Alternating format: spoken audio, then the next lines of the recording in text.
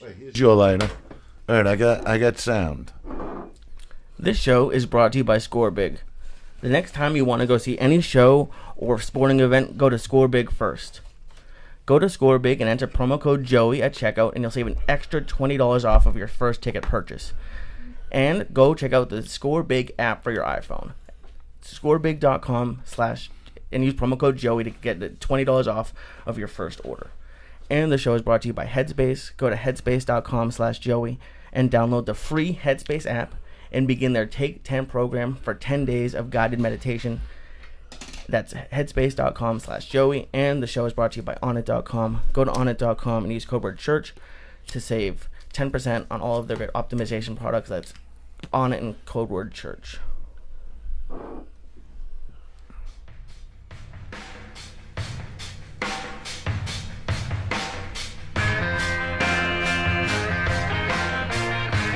Who the fuck you think you're dealing with? Wednesday night, May 4th. Set the Mexicans free, cocksuckers. It's all over. Cinco de fucking Mayo. Andrew Dice Clay, Eleanor Kerrigan, and my main man, the Flying Jew, and little brother, Syatt. I don't know what the fuck you're doing, but whatever you're doing, it's over. Oh shit. 7 stars deep tonight, me and Lee. 750 milligrams out of respect for Andrew Dice Clay. We might even open up another one, Syatt. We might have to. What's happening? I'm already having a great time. This is Poor great. Lee. This Nice is and fucking relaxed. phenomenal. This is nice and relaxed. This is like the greatest thing I've ever done in about 15 years.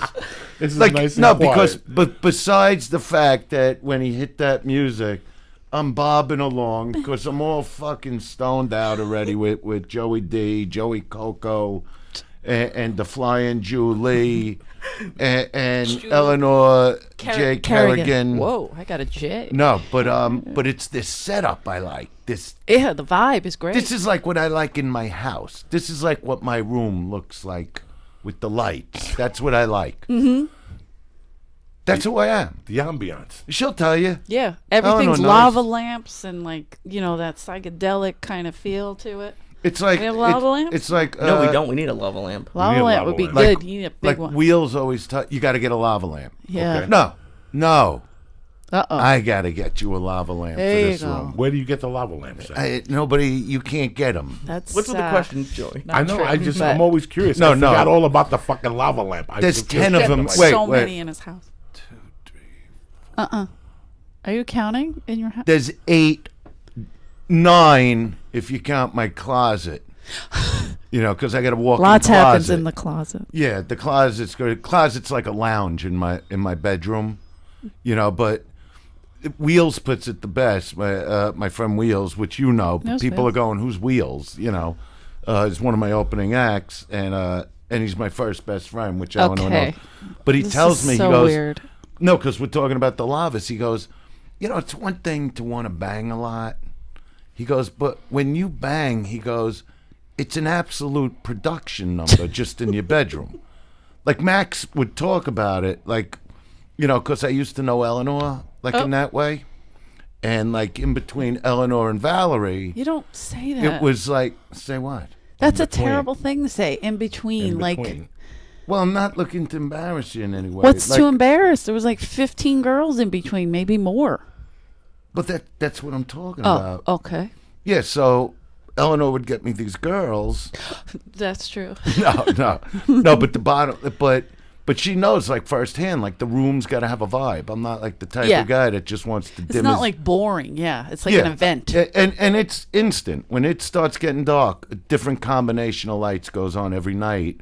Because I can't live with a dimmed down little dimmer with the end table lamp. I mean, it loses the luster, you know, with whatever chick you're with after a month. You know, so I always have different combinations of lights. So I got to get Joey D. Well, you're Yeah. learning something tonight. You're absolutely right. No, let me tell you, there's always music 24/7. Always. Even if it's low. You know what I mean? That it's just going. Because that's what life is. You got to just keep going. Yeah. You know, so I keep, there's always a soundtrack going on in my house. When you were young, growing up, was there always music on in your house? What was on in your house in those days when you were like 7, 8? Well, when I get up, like to have coffee with my mother, people always ask me, like, so did your father have that mouth and that attitude? It was really my mom. You know, she'd sit at the kitchen table. I'd wake up on another day. I just found an excuse not to go to school.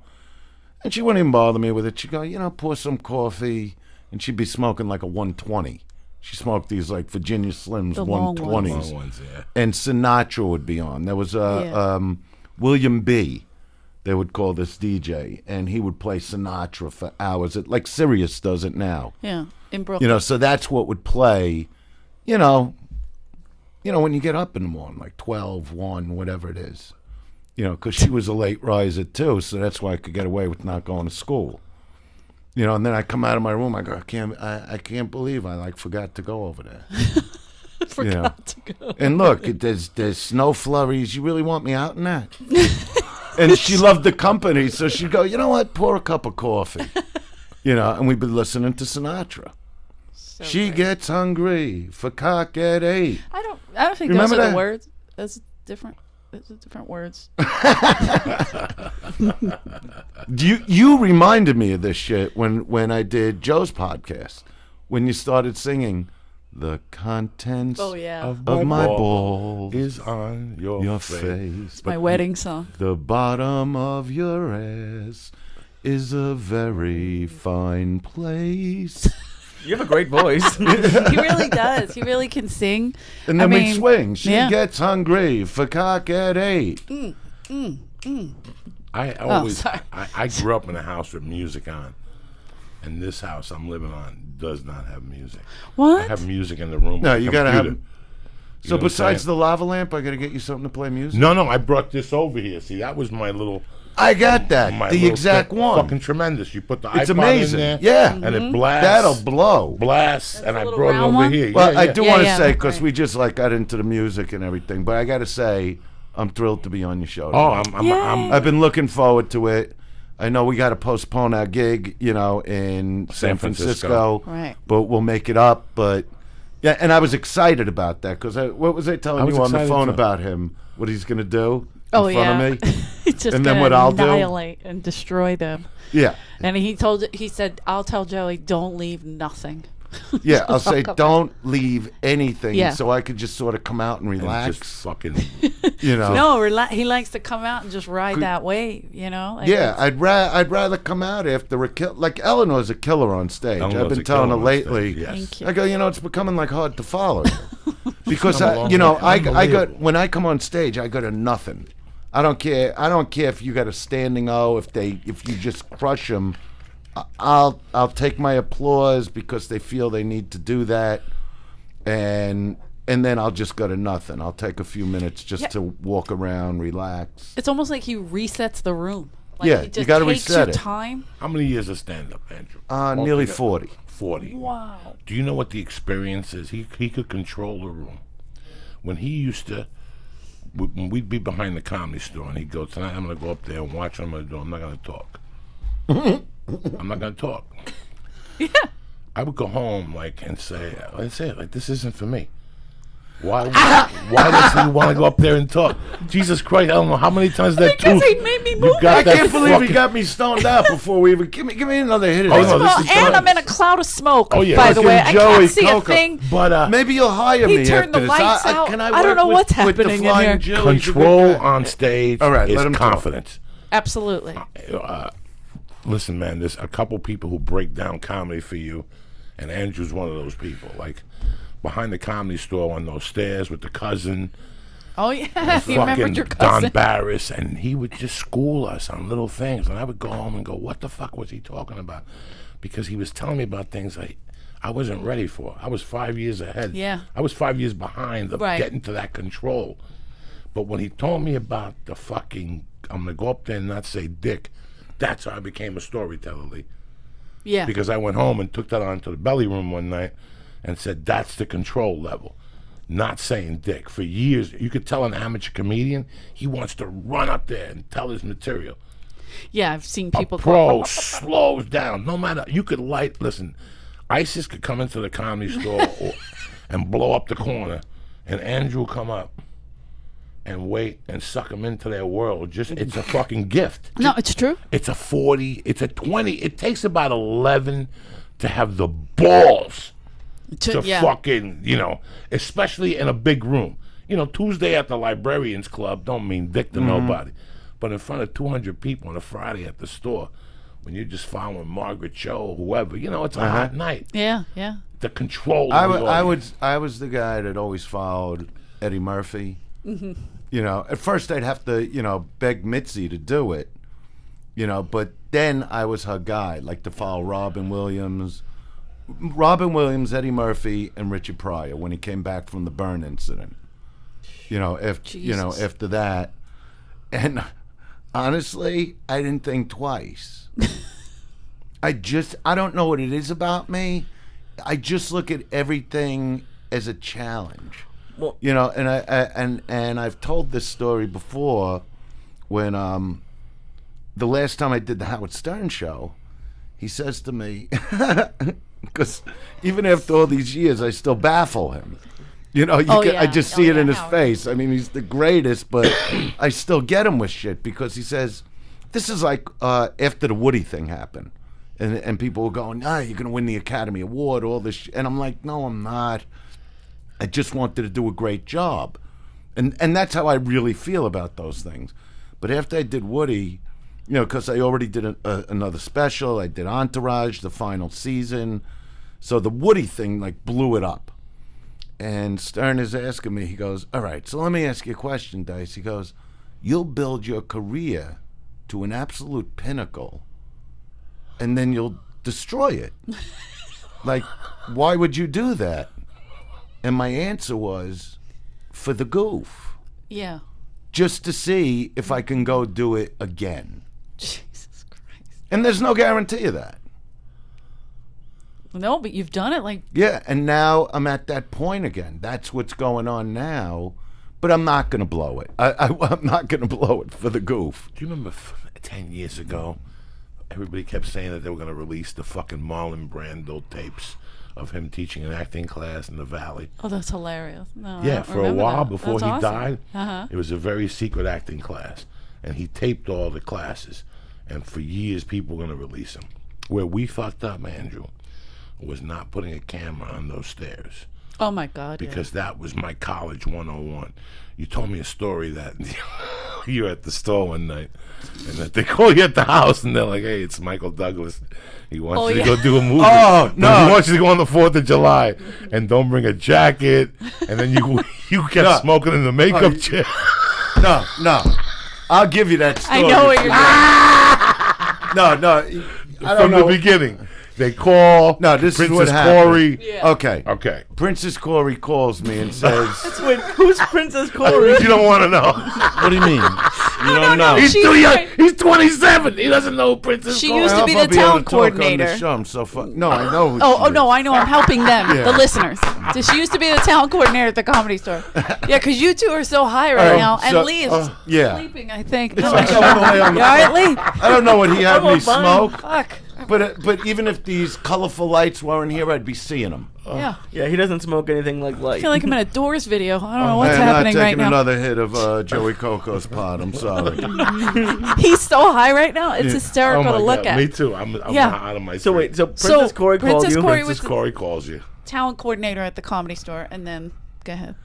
Okay, tells me that this director, that Michael Douglas, is looking for me. All right, so I call him up. I can't even believe I'm getting it. And I've already done I've been in the business. It's like 1990. It's 2000. It could be 99. 2000. Yeah, it could Yeah, be something 2000. like okay. So I go in and I read for the part. He goes, it's a formality. I go, I got no problem reading for the part. It's with you. It's a Michael Douglas movie. It was called One Night at McCool's. So I get the fucking part, which I was thrilled to get. And now they send me to meet Wardrobe in the Valley, which was cool. It was right over the hill from Beverly Hills. I went with Trini. They checked me out with makeup.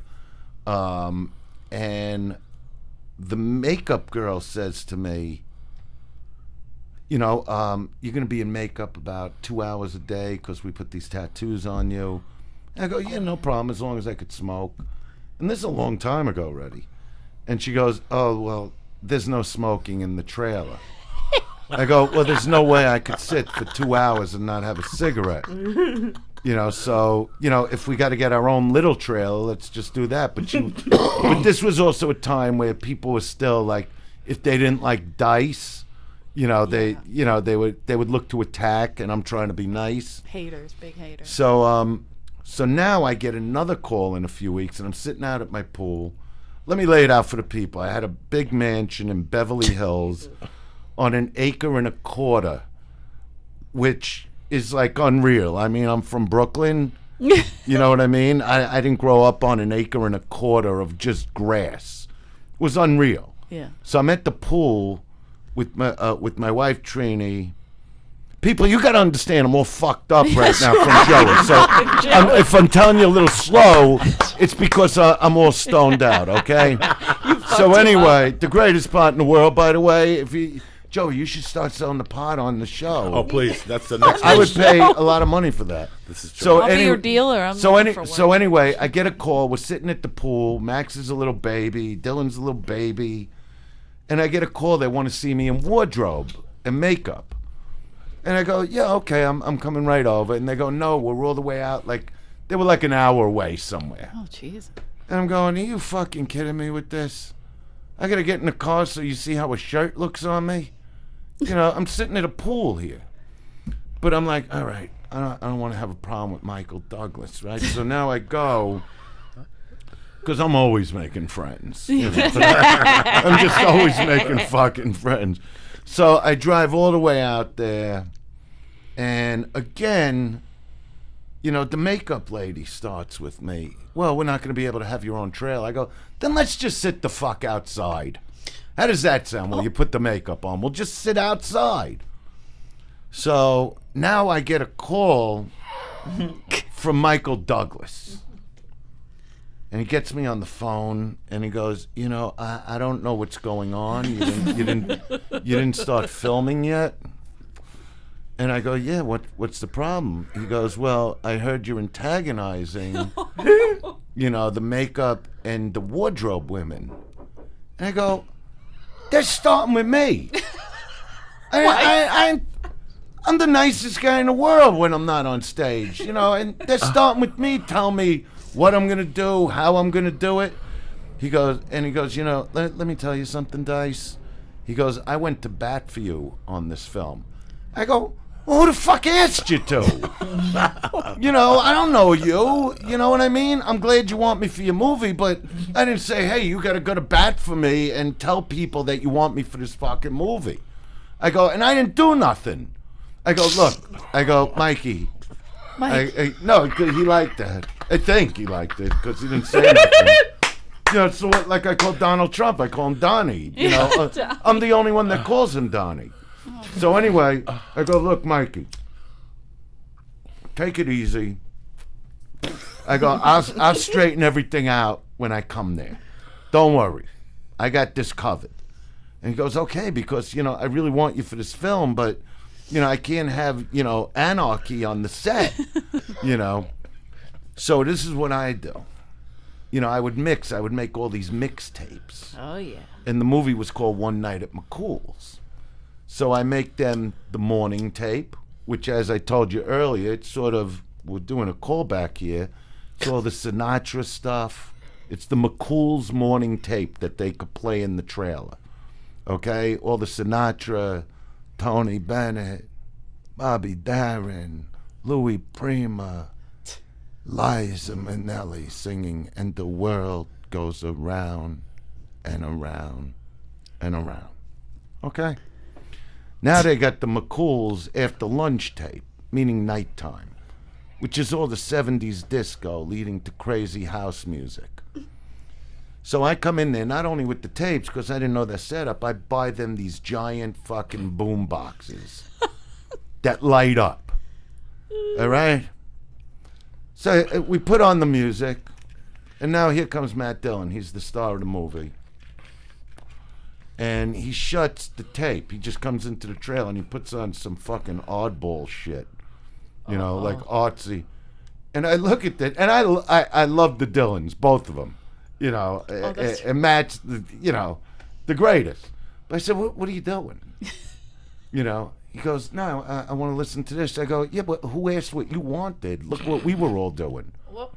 I go, there's 6 people in here. We're putting the fucking tape on. It took me hours to make that tape. I was going to ask, do you make the tape? Yes. What? It's very...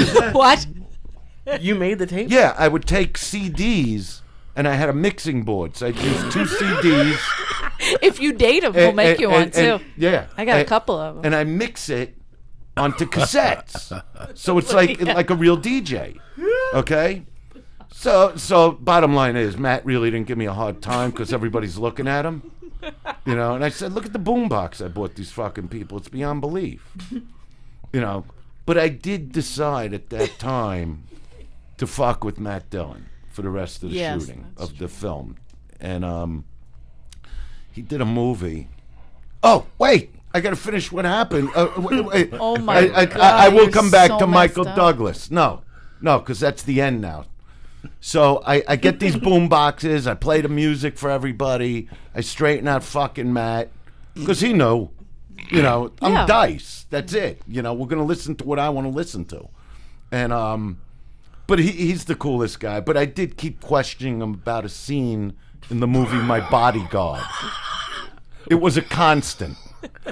Okay? Was he in The Bodyguard? Remember The Bodyguard? He did it like Whitney when he Houston? was like, No. When he was a kid. He was a kid, like 19 years old, whatever. He did a movie, The Bodyguard. My Bodyguard. So My Bodyguard, where he's So like this good. tough guy, and he picked on this like nerdy kid, and the nerdy kid got this monster of a bodyguard. So then Matt Dillon gets his version of that guy.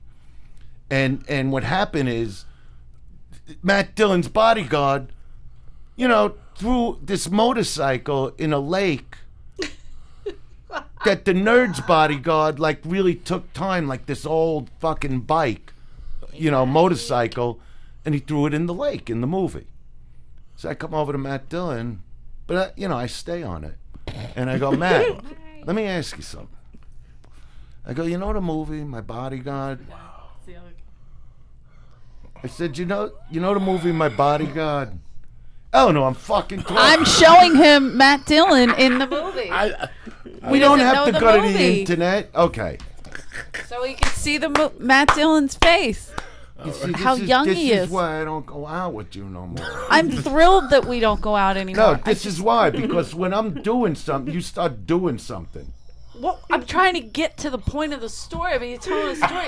You don't know the point. I do know the point. No, you Joe know the Diaz movie. Got you high is what he did. You know So the movie. now I know we have exactly to what the sit fuck here. I'm saying. All right. You So want the to tell me how boom to... boxes are lighting up. No, No, I'm telling Kevin- go up to.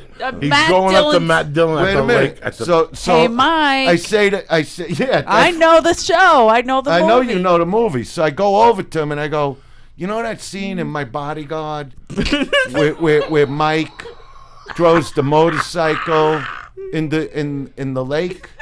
And he goes, yeah. And I go, like what's up with that? And he goes, what do you mean, what's up with that? I go, they clearly weren't bothering you guys, and you sent them over, and he just throws them over. I mean, this guy, just to find one part for this bike took him like 5 years. Yes, that's right. It's in And he the goes, so what do you want to know? I go, like, what's up with that? Why'd you do that? And he goes, like the wires, like his wires in his mind were like, he goes, Dice, we're doing a movie together now. Like, what do you mean? What's up with it? I go, no, there'd be no reason. You got your bodyguard, the kid had his, and for no reason, this guy's going over and starting in. Like, why would he do that? 20 years later, So- 25 years later. Dice, we're doing a movie now. Like, just fucking cracked him. Like that's just cracking no, him. but you know who I really cracked? This Oh, yeah. fucking stiff. Yeah, you have to tell that. Yeah, this fucking stiff who was in the movie. I can't think of his name. And it's not about his talent. Paul. The fuck is his name? Paul? He had that sitcom. What movie? Paul Reiser? Paul Reiser. Right. All right, So so you knew him, Paul, before this. I know Paul since he started. Right. Paul, good guy, great comic. But he's very, Serious. he's fucking affected by like what he does. I don't know. It's the only way to say it. He's very serious. So he's on the set, and at the time he was doing all these AT&T commercials. Okay? No, like it was a huge deal for him. Giant, yeah. So in between a scene, I'm sitting next to him at this bar in the scene, and I go, that thing you're doing like with AT&T, that's a good deal you got going on there. Like I wish I had that. He goes, no, it's very lucrative. I go, so let me ask you something. What do they like? Just like deliver crates? Like of these phones? It's like a 5-year-old. Like for your friends and Sitting everything? with a 5-year-old. And he goes, they don't give me extra phones.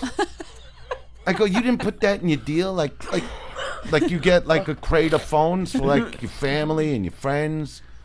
He goes, no, it's just a money deal. I go, well, let me ask you this, truthfully. Because this is when there was also like, the house phones were big too still. And I go, so what happens? Like, what do they got? A guy like at AT&T, like when he sees your bill, he like makes it disappear when they're going through them? And he goes, what are you talking about? I go, like when you send in like the check with, the bill, like they must have your name up somewhere that when they see that, they just like rip it up and, He goes, no. And I'm going, I would have that, Why would I pay for my phone if I'm helping them out, getting them customers? So now what Paul Reiser would do is when it was time like not to be on the set, he'd never come out of his trailer. He didn't want to see me. So I would, he likes, at that time he liked smoking cigars, and so I would like just bang on his dressing room door just to jolt him onto the trailer.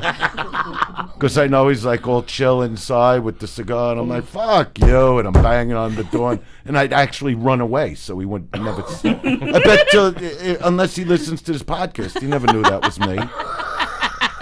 So now, right now he's at home like, mother. So wait a minute. So now that I've made some friends on the set, the craziest part's coming. Because Max, my son Max, and John Goodman's wife gave birth the same. Not my son. Max didn't give birth. He was born. Trini gave birth to Max, and John Goodman's wife gave birth to their daughter the same day. Okay. Now I didn't know that. I come up, Trini has the baby. They put you in like one of their like, hospital rooms for a few days. Yeah. And but I had all these armed security guards on Max, like ex-FBI, because I was getting a lot of death threats at the time. What was the height of his career, too? Yeah, it's when I was doing the arenas. So there were two guys where all the little babies are with the black suits on, and like, who the fuck. And then there's two guys on Trini's bedroom, because I had some serious threats at the time.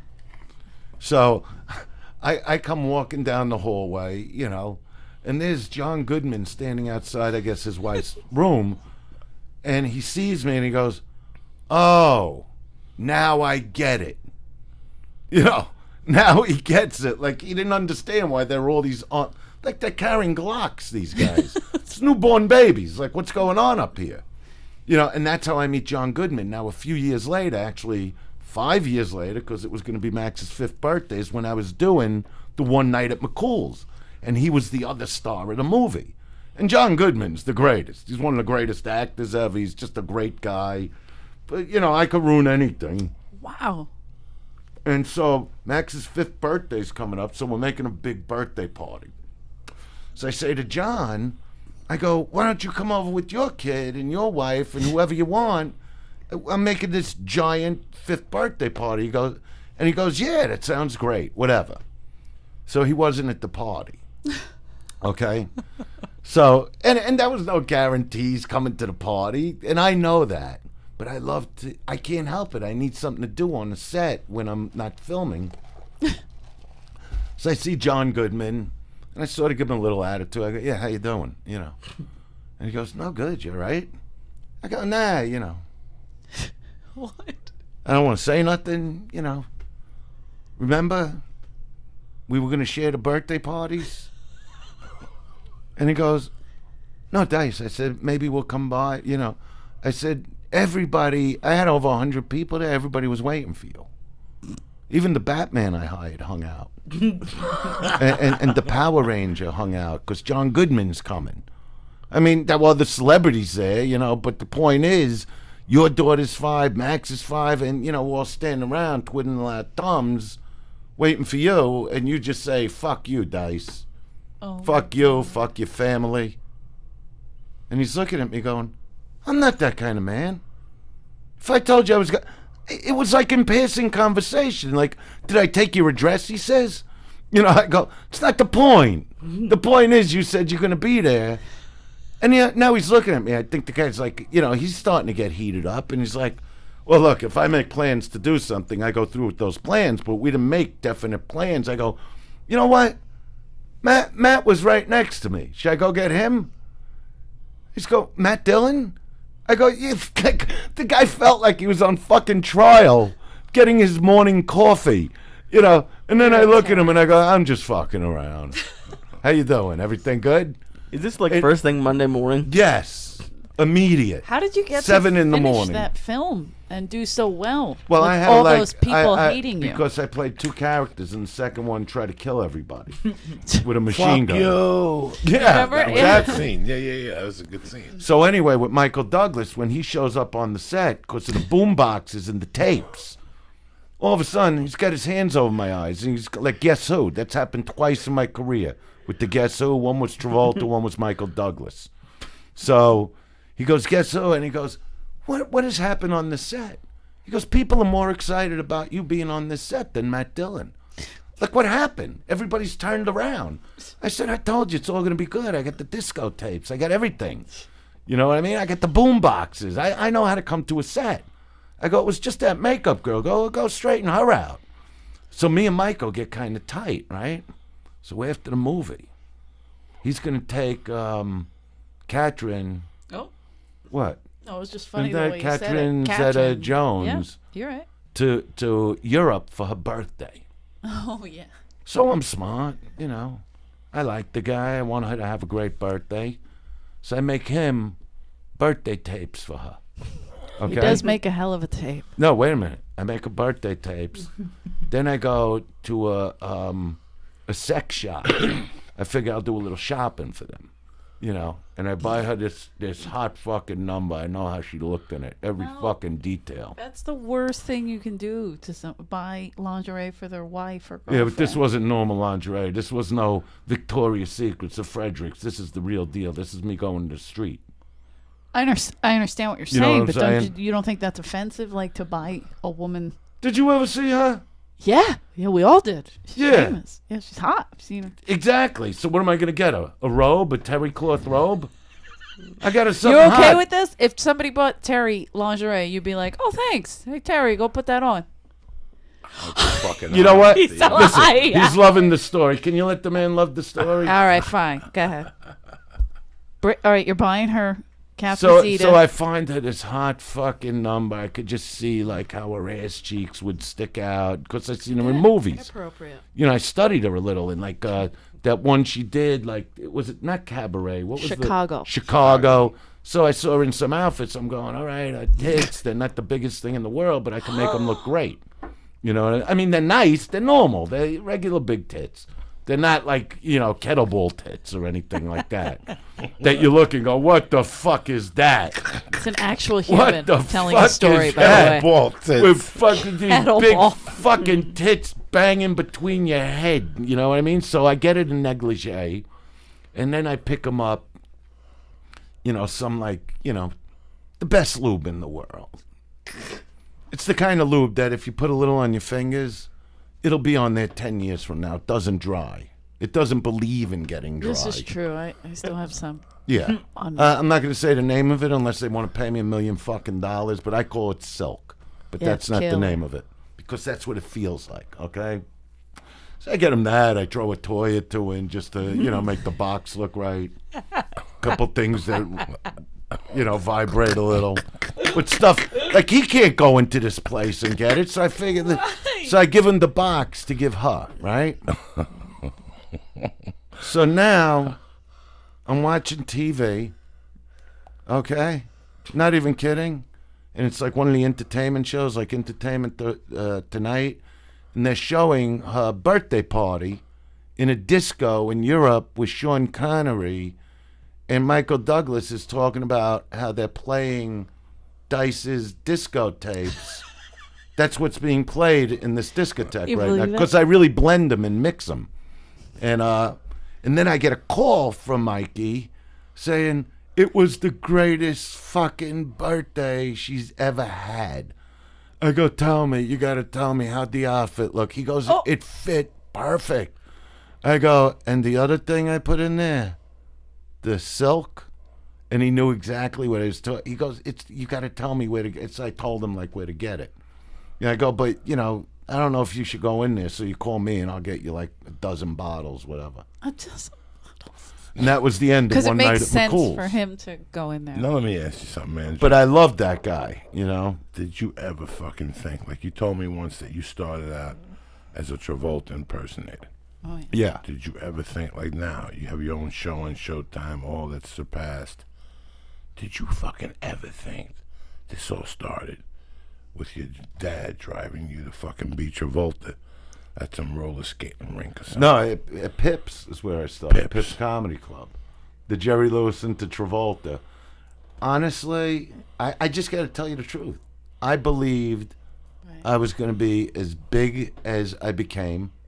Really? From the very beginning. That was not a hair of a doubt what I was meant to do. It's more of a spiritual thing in me that I knew from really young. And this time around is that was insane. The arena days, like I was telling the Flying Jew over here. Tell them, because there's a lot of people who are young. You're allowed to talk, right? Of course I'm allowed to talk. But what does that mean? No, I'm not. He is allowed to talk. No, you're a good guy and well. everything. Occasionally. He's the man of the kid. I like him a lot. I love him. I want to hear Lee's question, but then I want to... It's not a question, but it was just because I asked Joey, we were talking before the show, and I said, could you compare him to anyone now, just like big, like celebrity wise? Because we were watching the Dice. Well, no, I thought you meant stand up wise, and I didn't want to give you the wrong figure. He had said the figure on JRE, and I just didn't remember, and I didn't have time to. He was coming. I didn't want him to show up, and we're looking at his numbers up or whatever. Oh, okay. So I wanted for Lee to know.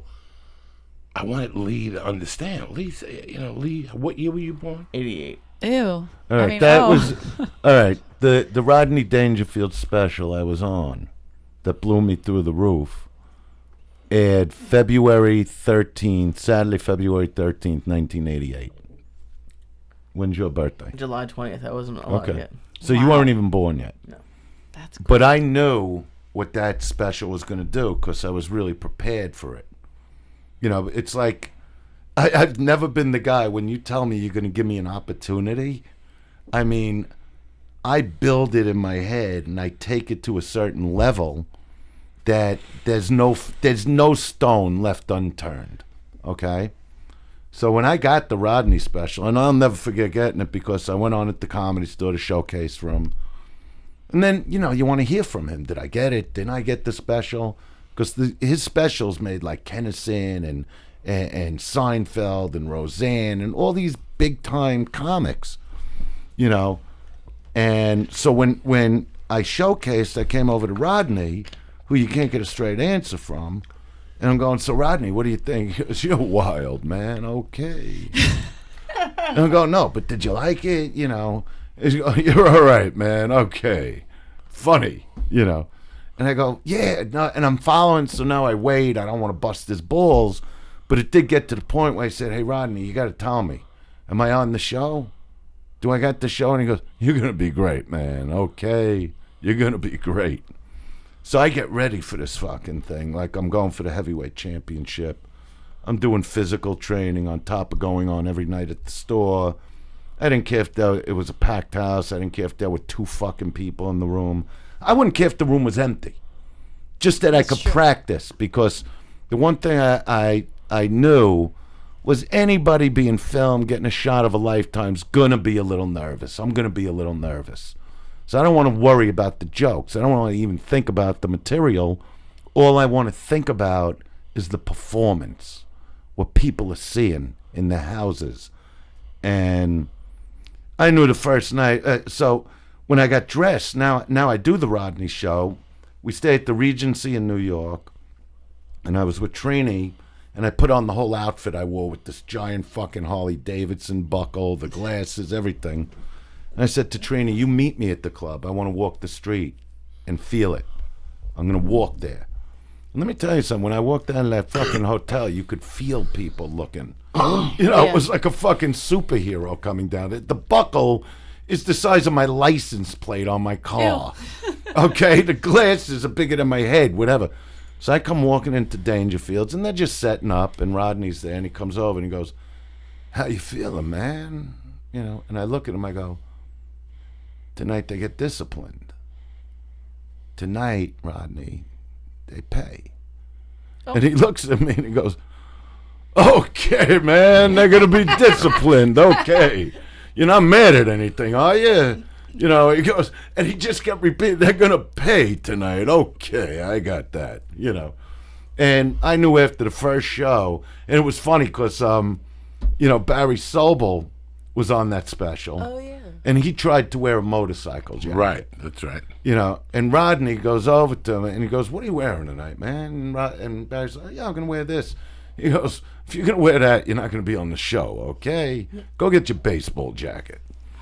Dice wears the leather, and and Sobel's like all day, like he's just gonna slaughter, and I'm like so fucking. I just want the camera on. I just want to introduce the world to Dice, and it's exactly what I did. And the show aired, like I said, February 13th, 88, and within months I was on sale at my first arena was Nassau Coliseum, which is 18,000 seats. My agent, who is a rock and roll agent, Dennis Offer, handles Billy Joel to this day, Metallica, all these giant rock.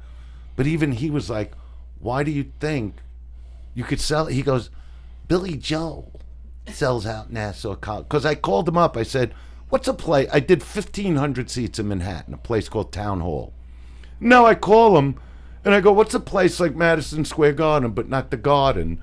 And he's going, well, you got Nassau Coliseum out in Long Island, but Billy does that. Comics don't do that. And I go, well, why not? He goes, you just did 1,500 seats. Why would you think you could do 18,000? But anyway, he gets Ron Delsner, one of the biggest promoters the world's ever seen, to do it, without putting any money down on me. He goes, I'll give you guys 90% of the door. Because he wasn't good. Guy did me with 1,500 seats. I'm talking about 18,000. We sold out in 43 minutes. Jesus. Gone. How did you promote it? Just a big ad in the newspaper. There was no internet. Oh, that's there was no tweeting. So no radio? No, you didn't do... No, radio. Okay. But I'm saying, like today, it's all with the Twitter and Facebook. And I didn't follow anybody. They just followed me into the arenas because they never saw anything like it. I never saw anything like it other than in rock and roll with Elvis. That's how I learned stand-up, by watching Elvis and watching him perform, and other great people like that. Like, in drummers, it was Buddy Rich, it was Gene Krupa, and then it was actually Ringo Starr that turned me on to the drums, and then I got into those guys. What is your first thought when you just first hear you sold out 18,000 seats in 43 minutes? Yeah, that's crazy. Well, I was in Vegas at the Hilton doing I had to do a show for a video company that was going to put my video out because we made a deal ready for my special, and which was The Dice Man Cometh. And so I was in the Hilton hotel room. Oh, this is going to sound funny. Sleeping in the same bed with my buddy Hot Tub Johnny. Yeah, that sounds... Because we had to be there for the one night, so they gave me the suite. So we had a pajama party, and the phone rings. This is hysterical, and Johnny picks it up, and it's my agent Dennis. And Johnny's like, yeah, hello? Yeah. Oh, hold on, Dennis. He's right next to me. And I'm looking at him like, you fucking, what do you mean I'm right next to you? We're in bed. We're in a king-size bed, So Dennis tells me, you sold out, man, 48 minutes or 43 minutes, whatever it was. And that's when we now just went on tour, the Dice Rules tour, which was a 26-city arena tour, which sold out in, I don't know, a couple hours. Every tour would sell out in a couple hours. It's crazy. It was the craziest thing I ever went through in my life because of what happened with the press, that they came after me like I was an ex-con or something, not a comic. It was the most ridiculous thing. I couldn't even fight it because I'm like, what is this? So I'm trying to entertain the fans, and you got the press, calling it the comedy of hate, and I'm going, it's anything but hate. It's the comedy of how much I love pussy, really. And I did some gay jokes that weren't gay bashing. It was just that time in America where gays were coming out of the closet, so it was a funny subject matter. Like today they call it like cross-gender, what I mean? Transgender. Transgender. But I would, back then, I'd call them trans testicles. Right. I go, you meet the girl of your dreams, you're whiny, you're dying, you put your hand up a skirt, you're holding a tree trunk. What do you do then? It was just a joke. When I would talk about bisexuals, I go, what do? Wake up in the morning, flip a coin? Heads I want hair pie, tails, balls across the nose. They were just funny jokes. But because it was that time, like Ellen came out of the closet at that time, so it was a very sensitive time. So everything I did was put under a microscope. But I wouldn't bend. Why would I fucking bend? You know what I mean? I'm entertaining. I entertained over 12 million people in arena shows. That's a big deal to make people laugh like that. It's a big number. And it was a crazy time, but I'm glad I did it. I'm glad I'm the first, the original. And there've been a few guys that people always bring up Madison Square Garden. So first, and that's a big deal because it's the most famous arena in the world. But I go, what about the other 299? You know what I mean? What about the other 12 million people? But the Garden was a spectacular. It was complete pressure on me because it wasn't just that I did 2 shows. They were also filming it for a movie. So it was the stress and pressure of making the Garden, like I've been there 100 times, only I wasn't, into a movie, an actual concert film. I mean, Eddie Murphy did, which one? Not in the main room of the Garden. He did the Paramount, which was like 6,200 seats. Right. I'm doing 18,000 people. And even Eddie Murphy would ask, like, how he was always a fan. He's one of the greatest ever. And he would go, how do you sell out 20,000 seats a night? I go, why do your movies make 400 million? I'll switch. I don't got a problem switching. But I studied bigger than life performers. And like the attitude I have on stage, just to tell you something, like I told you how I studied Elvis, right? King of rock and roll, leather, right? Then you had guys in film, like James Dean and Marlon Brando. And then when I got a little older, it was Travolta and Stallone, but, that image was done on TV with Henry Winkler playing the Fonz, but that image, that bigger than life attitude image was never done as a comic. And because I liked acting, I would use the Comedy Store. I just wanted to develop my acting chops. I didn't even care about stand-up, and the Dice thing took off. It was fucking nuts, but to me, it's like acting. It's just playing, I don't walk around with 9,000 rhinestones on, but on stage, I'll wear it because I know they're not going to see their neighbor in that. You're not the guy next door. And I just wanted to create a bigger-than-life persona, a comedic hero for people to really laugh. And the people that got the joke, that it's so ridiculous, there's so many loopholes in every joke. I don't write down material, I don't work on it, I go on bare, and bits develop over time, but it's organic. My rehearsals for my shows are when I actually do the concert. Because I don't know what's going to happen. You're like that too, Joe. You go up there and destroy people. I'll find a guy, and I always name him Joey, and I just dig into his life. And all this shit comes out. Like if I'm dealing with a guy, let's say, he's married 37 years. right? I see what the wife looks like sitting next to him. Just fucking awful. It's nearly 4 decades. And through the show, I find out about this guy, and I find out about how, he's never had an affair in his life. And the guy's like 70-something. And I look at the guy, and I'll sit down because I get to, know these guys through the show. And I go, Joey, but not Joey Coco, the Joey in the audience. I go, we've been talking for a while, and I really love you. I mean, like family. You don't even know what you mean to me. I wish, maybe we were hanging out for the last 30 years. I love you more than my own brother. I would kill my brother for you. Oh. That's what I would do. I go, but because I love you, and because of what we're talking about, I mean, some of the things I tell you, you're not going to like too much. In a lot of ways, Joey, I'll tell him, you hate yourself. That's what I gather from this little meeting we've had here. And I feel like the audience feels the same way. And you just see the guy's wife shaking her head like, no, he doesn't. It could be their anniversary. And Joey's just startled, just looking at me going, I'll get guys going, I don't hate myself. Oh, really? Am I the one married? I've been married 37 years, but to different ones. I break it down. I give one 7, I give one 10. I don't do the whole stretch with the same fucking thing night after night. No matter how many fucking lava lights I got in my room, they've already heard every playlist I got. After, 4 or 5 fucking years, what are you going to do with it? You got to trade her out. Like a baseball card, like when we were kids. Oh. And then you want to sit here and tell me you don't hate yourself and in 37 years never had a fucking affair, never even got jerked off in a closet at work in the pencil room. The pencil room. Whatever the fuck they got in a real office building. You want to tell me that you love yourself, that you're willing to go to your grave, and the only thing, and I go, nothing against you, ma'am. I'm sure when you were 23, you were the hottest thing on fucking earth.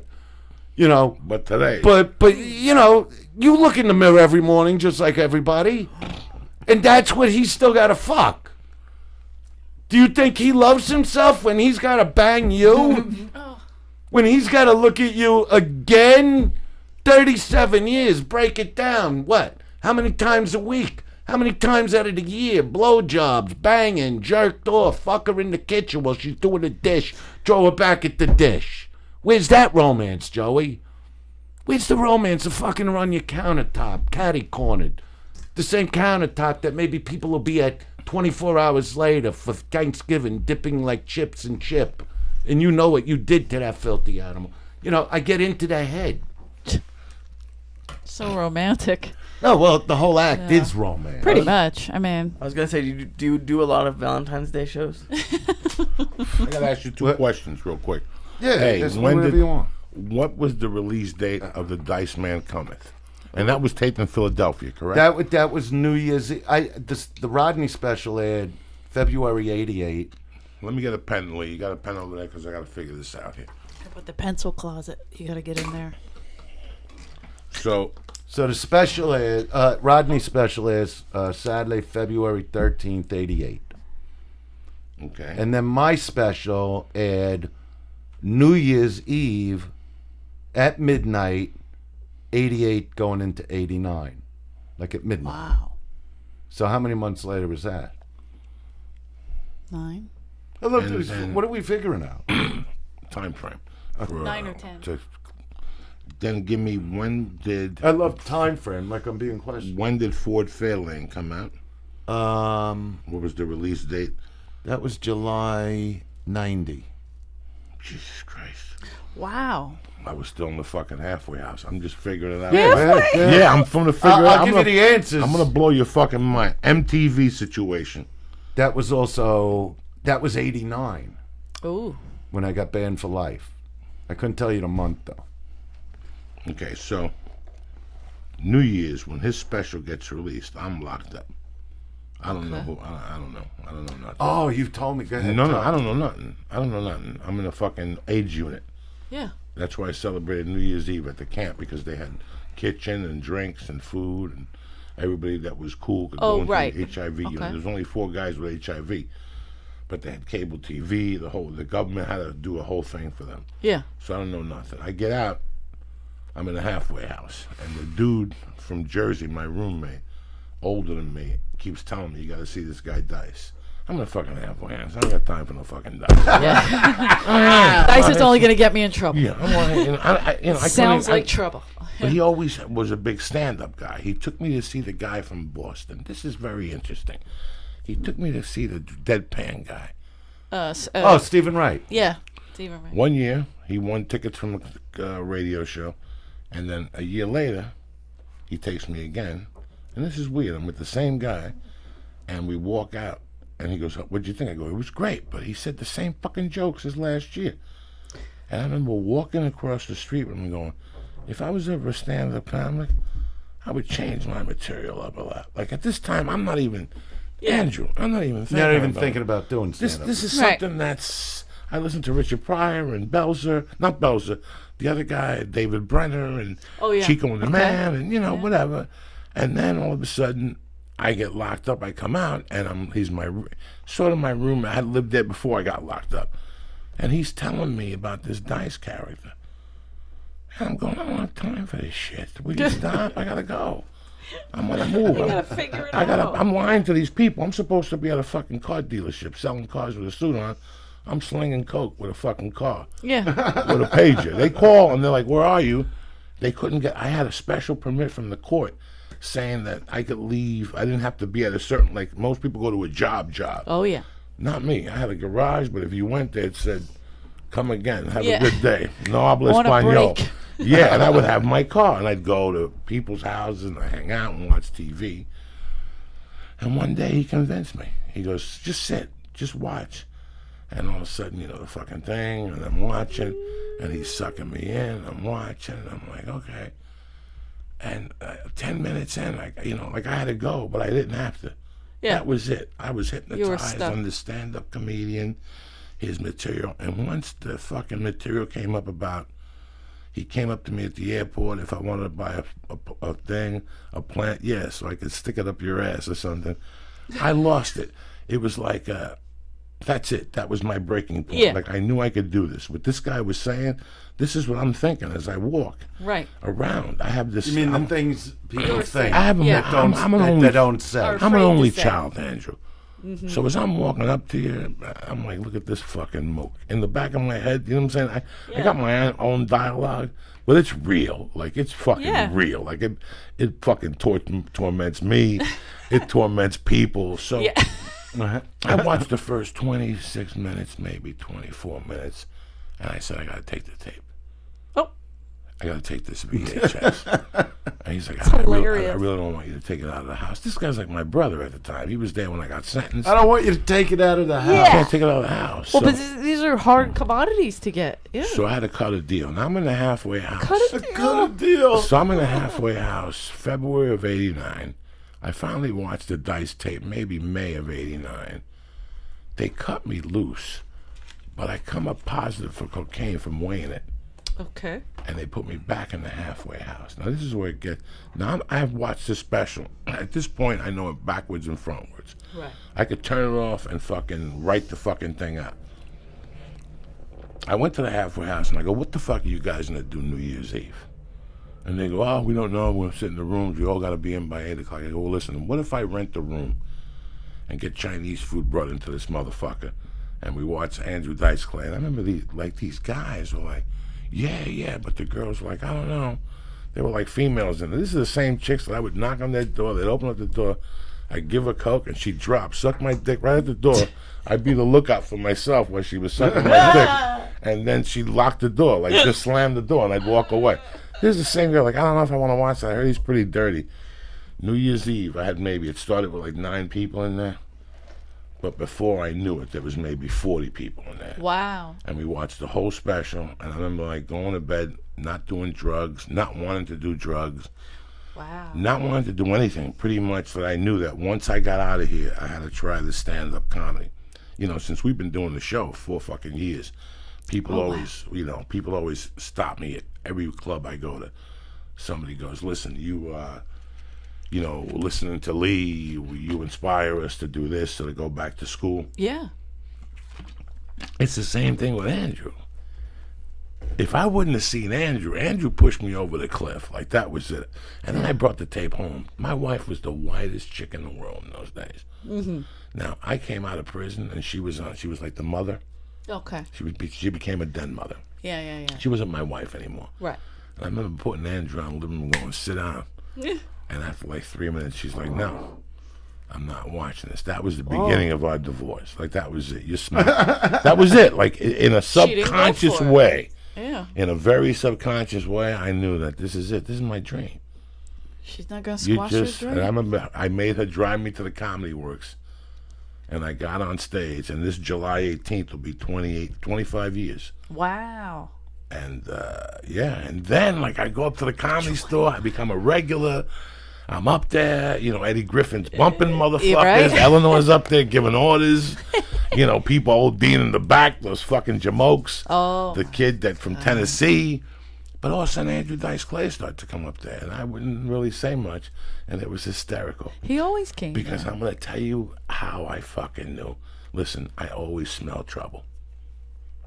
I could smell trouble. I made enough trouble. Right. When I see something, I just make a mental note. Check that, and I just walk away. It's got nothing to do with me. Luca Palanca shows up, who I love dearly. But he does a bit, and he would go in his jacket at that time, take a fucking barbecue lighter out and light a cigarette on stage. And I remember deep down inside, he would say, I'm a hitman from the Brooklyn. And, he would wear a leather jacket. And it was cute for a while. And, but when he take the lighter out, I knew it was going to be a problem. Yeah. Yeah. And then Marino showed up. Oh. And Marino started doing his thing. And I'll never forget this. And one night, Dice is up there. Usually, Dice was always up there with his cousin or a fucking manager or once in a while the wife. This night, he's alone and he's fucking prowling. He's prowling. He doesn't have a heavy jacket on. He's by himself. I had never said a word to him. 6-7 months go by. I don't say 2 words to this gentleman. Yeah. I don't need to say anything to him. In my world, no pictures, no selfies, no bullshit. Talk to my brother. I want nothing. I didn't say a word to this guy. I would watch him. I would watch him at night. I would watch him go on stage. I would watch him, just everything about him. Watch him. That's how you learn. You shut your mouth and you watch. And I had Coke. I was gonna go get a package of 2 from Chewy. I ain't gonna lie to nobody. But for right now, even though he doesn't know and I'm watching him, and I know there's something right. And both of those guys are in the lineup that night. And Scott Day is lurking. Ew. And Scott Day comes on. It's about 11:30. Okay. And Scott Day, by that time, he would put away a bottle of tequila, sleep on one off, and come back out. I gave him a bottle of tequila one time. That motherfucker came That's how back. you got spots. That's how you got spots. On Monday, you bring him nice tequila, bam, 5 spots. He comes out, and right there, I see Dice and him having a conversation, but it's kind of getting a little heated on Dice's angle. And what the conversation was about wasn't about theft. It was about persona. And I knew it was going to come up. Like, I had seen it. I seen it unveil. But Andrew had not seen me at the time. Yeah, I didn't know you. I'm already doing Dice. I'm doing the core is Andrew Dice Clay. Some people go to Taekwondo. Some people go to karate. Some people go to jiu-jitsu. My martial art at that time was Andrew Dice Clay, but you're trying to blossom out of that. Yeah. But the bottom, you just said the key, though. The key, what was That's it? right. The Blossom key, out of that.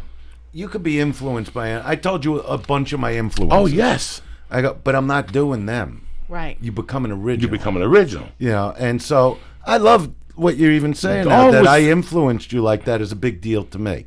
Whenever a comic tells me, or anybody tells me, even actors, when I worked with Bobby Cannavale recently in Vinyl, told me what I meant to him, told me how he was at the Garden, when he was a kid and I was on stage, told me how he'll take things from me and turn it into Bobby Cannavale. He told me all this, and look at him, one of the great actors now. But he's an original. He's himself. Yeah. He's not being somebody where you go, "What is this guy doing?" Dice or any actor or any you want to be known for who you are, what you created. Because a lot of times, Joey, even if you take on anybody's persona and you act like I used to see a guy that that tried to act like Letterman all the time. Oh, yeah. This fucking jerk off Shut up. asshole. There was a lot of them, but there was one specific. Yeah, so anyway, it's hard enough to make... Anyway, go ahead. It's hard enough to make it in the business, right? But let's say you fail. You don't want to fail 15 years later going, I've been doing somebody else for 15 years. What if I was just doing me? Maybe it would have been a different story. Because once somebody does something, you know, once I became what I became in the world of comedy, it's not going to be another guy like that. That guy's never going to... Look, there were so many singers that came after Elvis, especially when he was in the Army, looked like him, sounded like him, and you never heard of him. They put out a record, but nobody heard of him. And then Elvis came back. And it was Elvis again. Tons of them. Tons of bands that came out, try to be Led Zeppelin, let's say. Never heard of them. Because we already got Led Zeppelin. We already got Elvis. We already got Dice.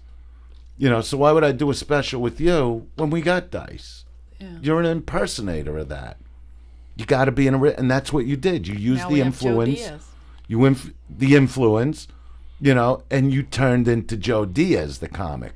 Yeah. Like I've seen you 100 times on stage.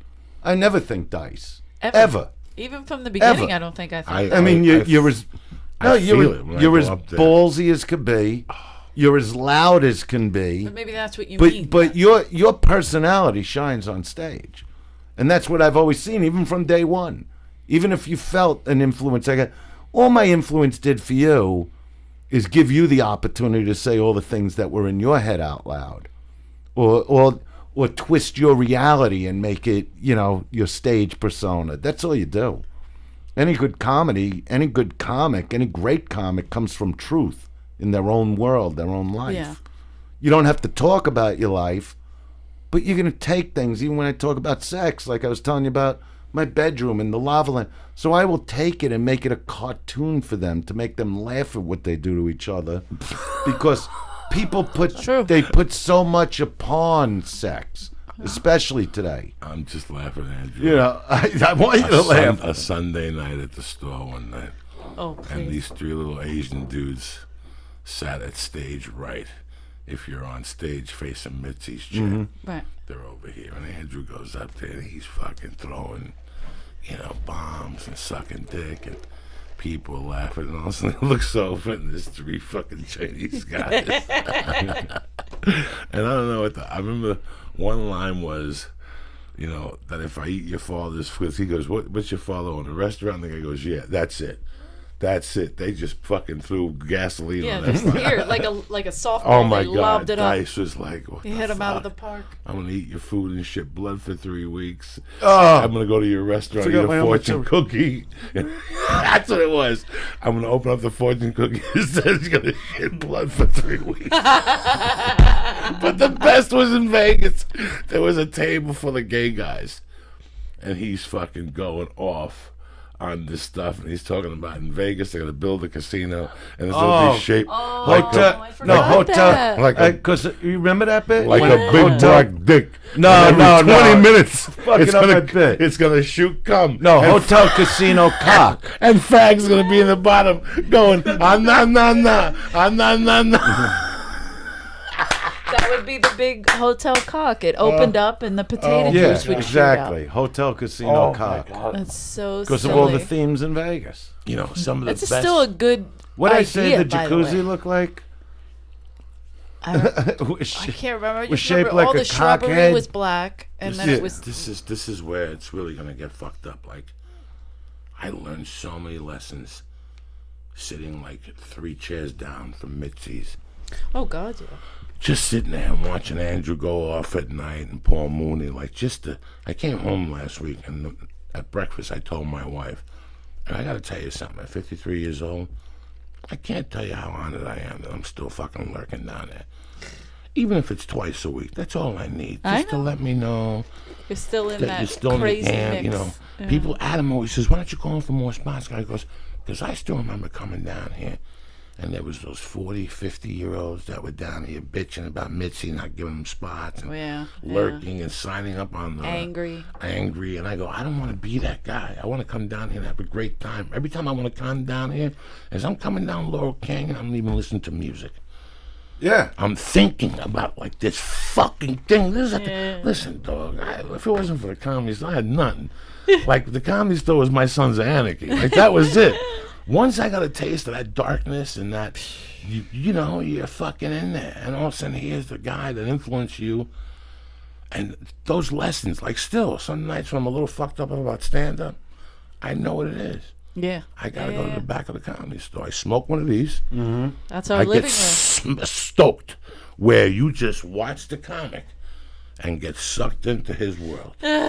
And you fucking either die inside or... it makes you want to go home and fucking open up that notebook and have a pot of coffee. I have seen Ari, which is one of my favorite things, come in high on shrooms and just sit in the potluck section in the back of the original room. That's the learning and pit. Watch, like open mic or something, and I'll come in and he'll be like this, like all just messed up inside himself, watching, taking it in. I mean, it's like it takes him down, but at the same time, it's like. He knows where he's at. What an education I Yeah. have gotten with my life.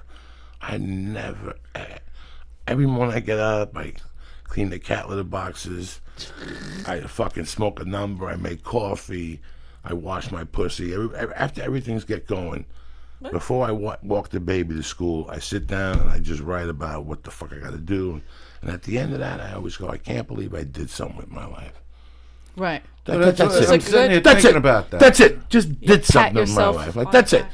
And it all came down to that fucking Comedy Store. Like that was my church. Mm-hmm. Me too. That was it. That's it. Yeah, That's it, dog. That's it. He would be there every single night. I mean, I waited Every tables night. there for 12 years, and he was there almost every night.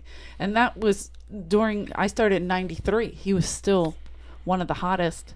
You know, if he wasn't on the road, he was at the store. Yeah. Whether he was hanging with his wife, his You want to know friends, something? whomever. I do a show, a concert at the LA Forum. Okay.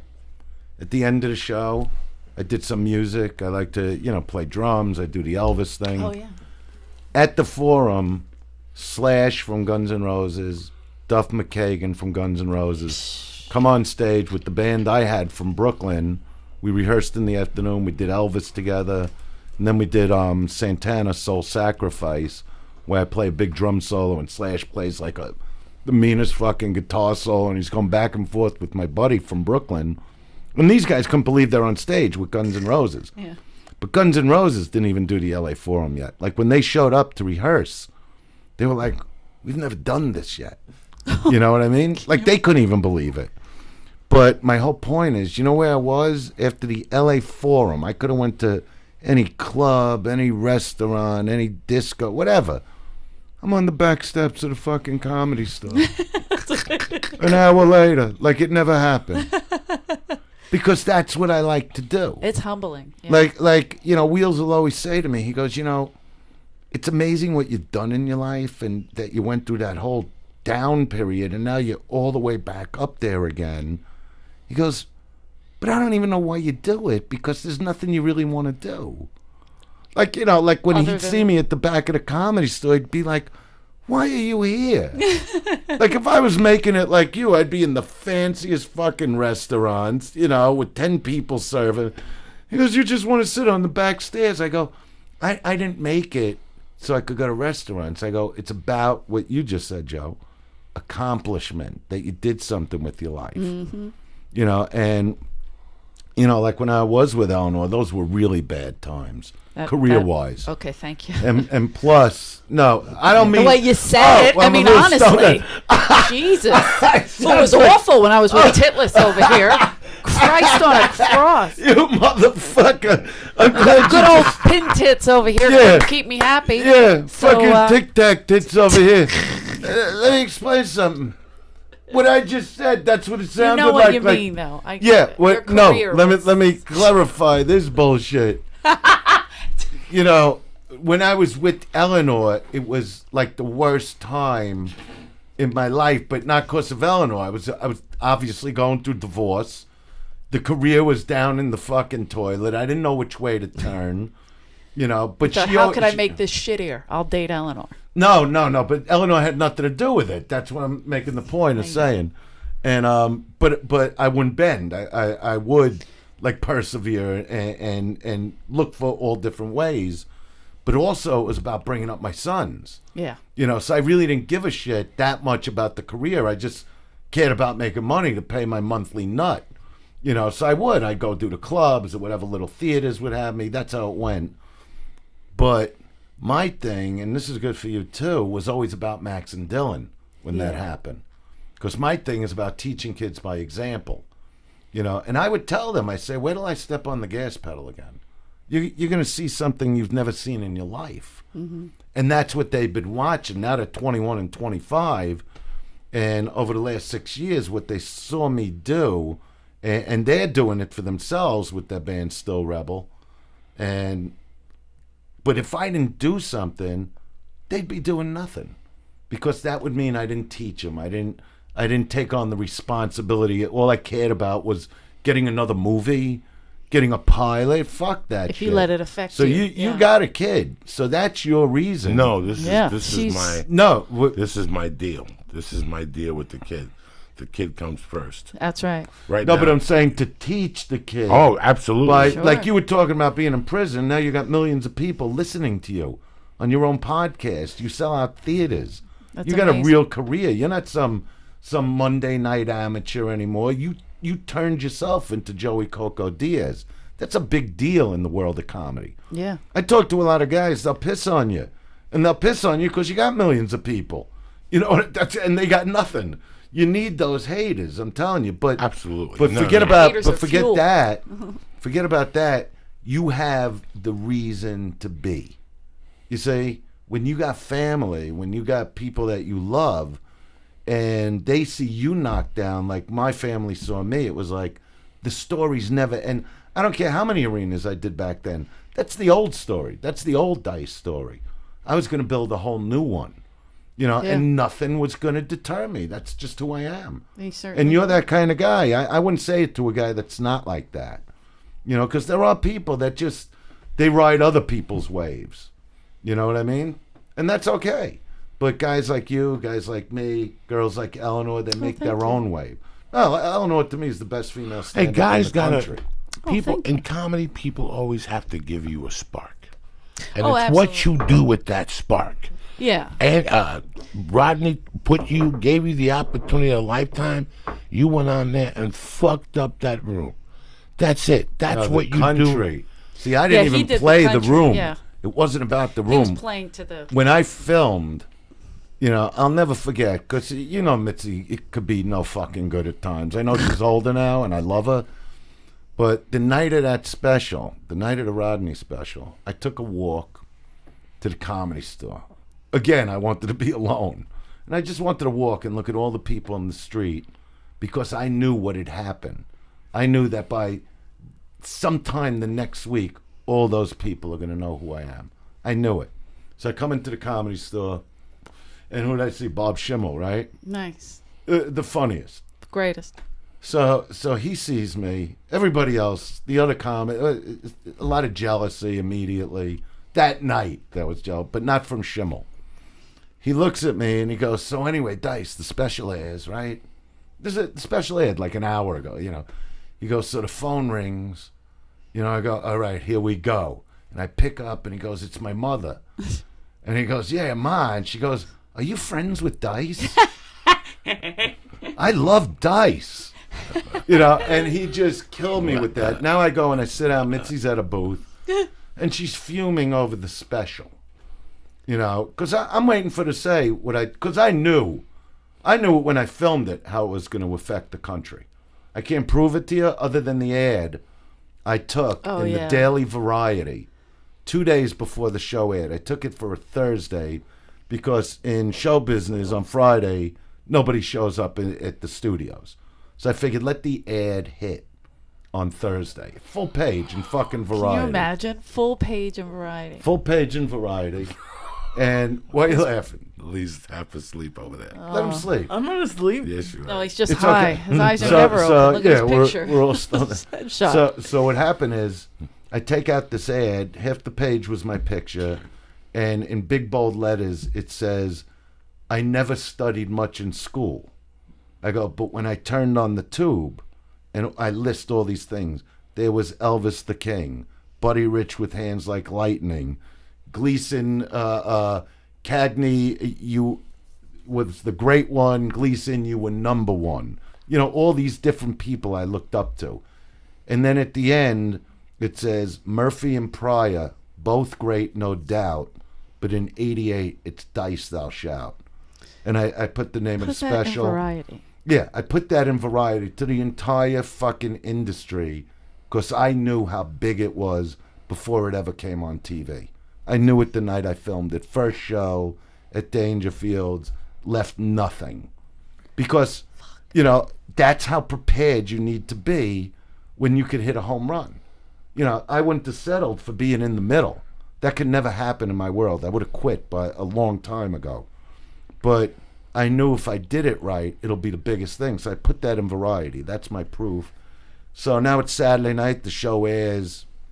I go to the Comedy Store. I sit down with Mitzi. And she goes off about, I can't believe I don't have a credit. And, you know, they should have done it here. I don't like the look of it. I go, you know what, Mitzi?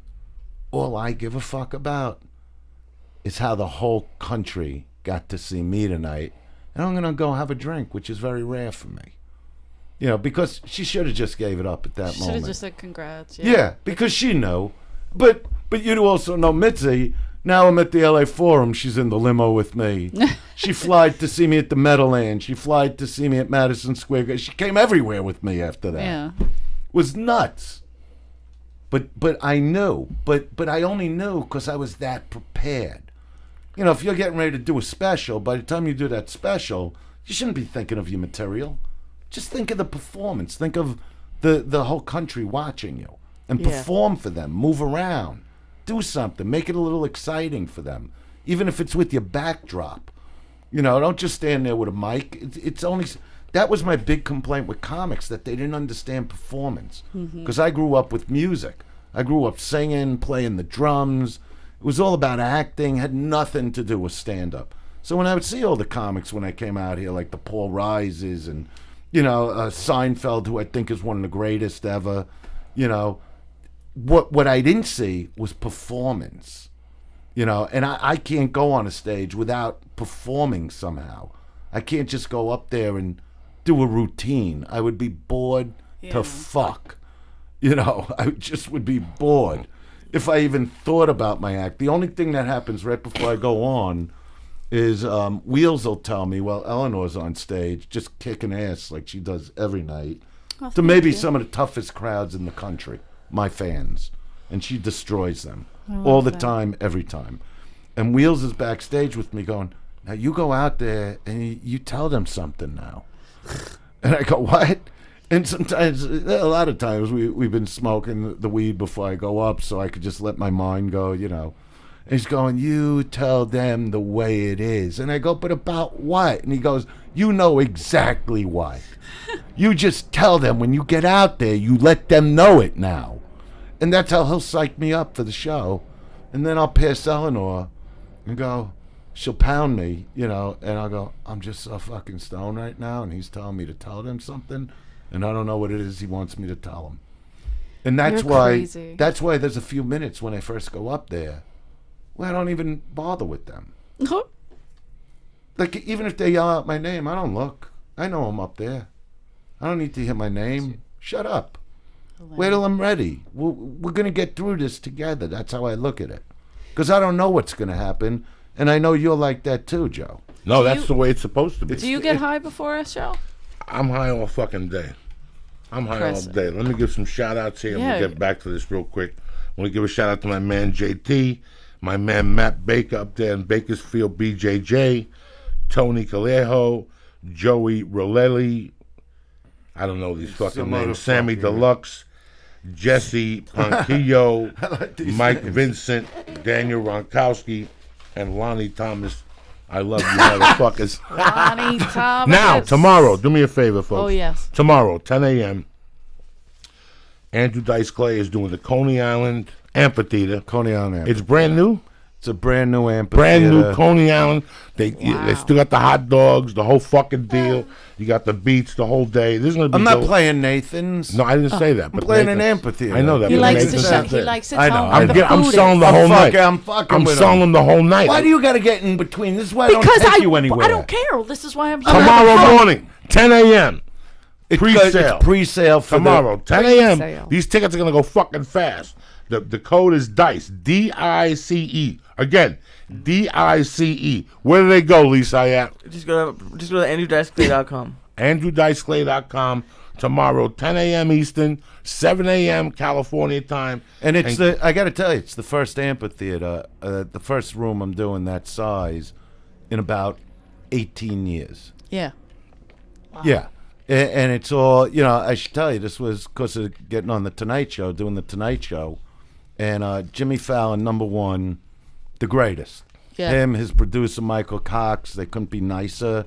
And when I was supposed to do the show, because Dice, the TV show, was coming out, the network wanted me to sit on panel a little and talk about the show, and I was like, no, they want me to do stand-up. I'm not breaking it up.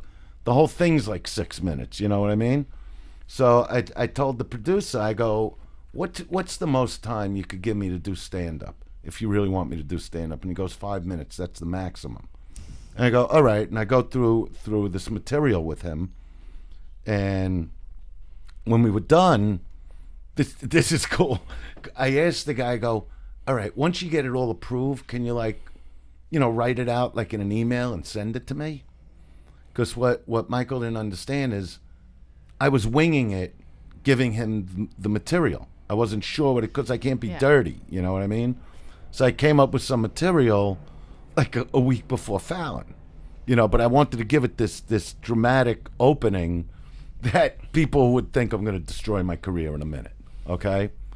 So I do the set, and it winds up the longest set The Tonight Show's ever had, 6 minutes and 23 seconds.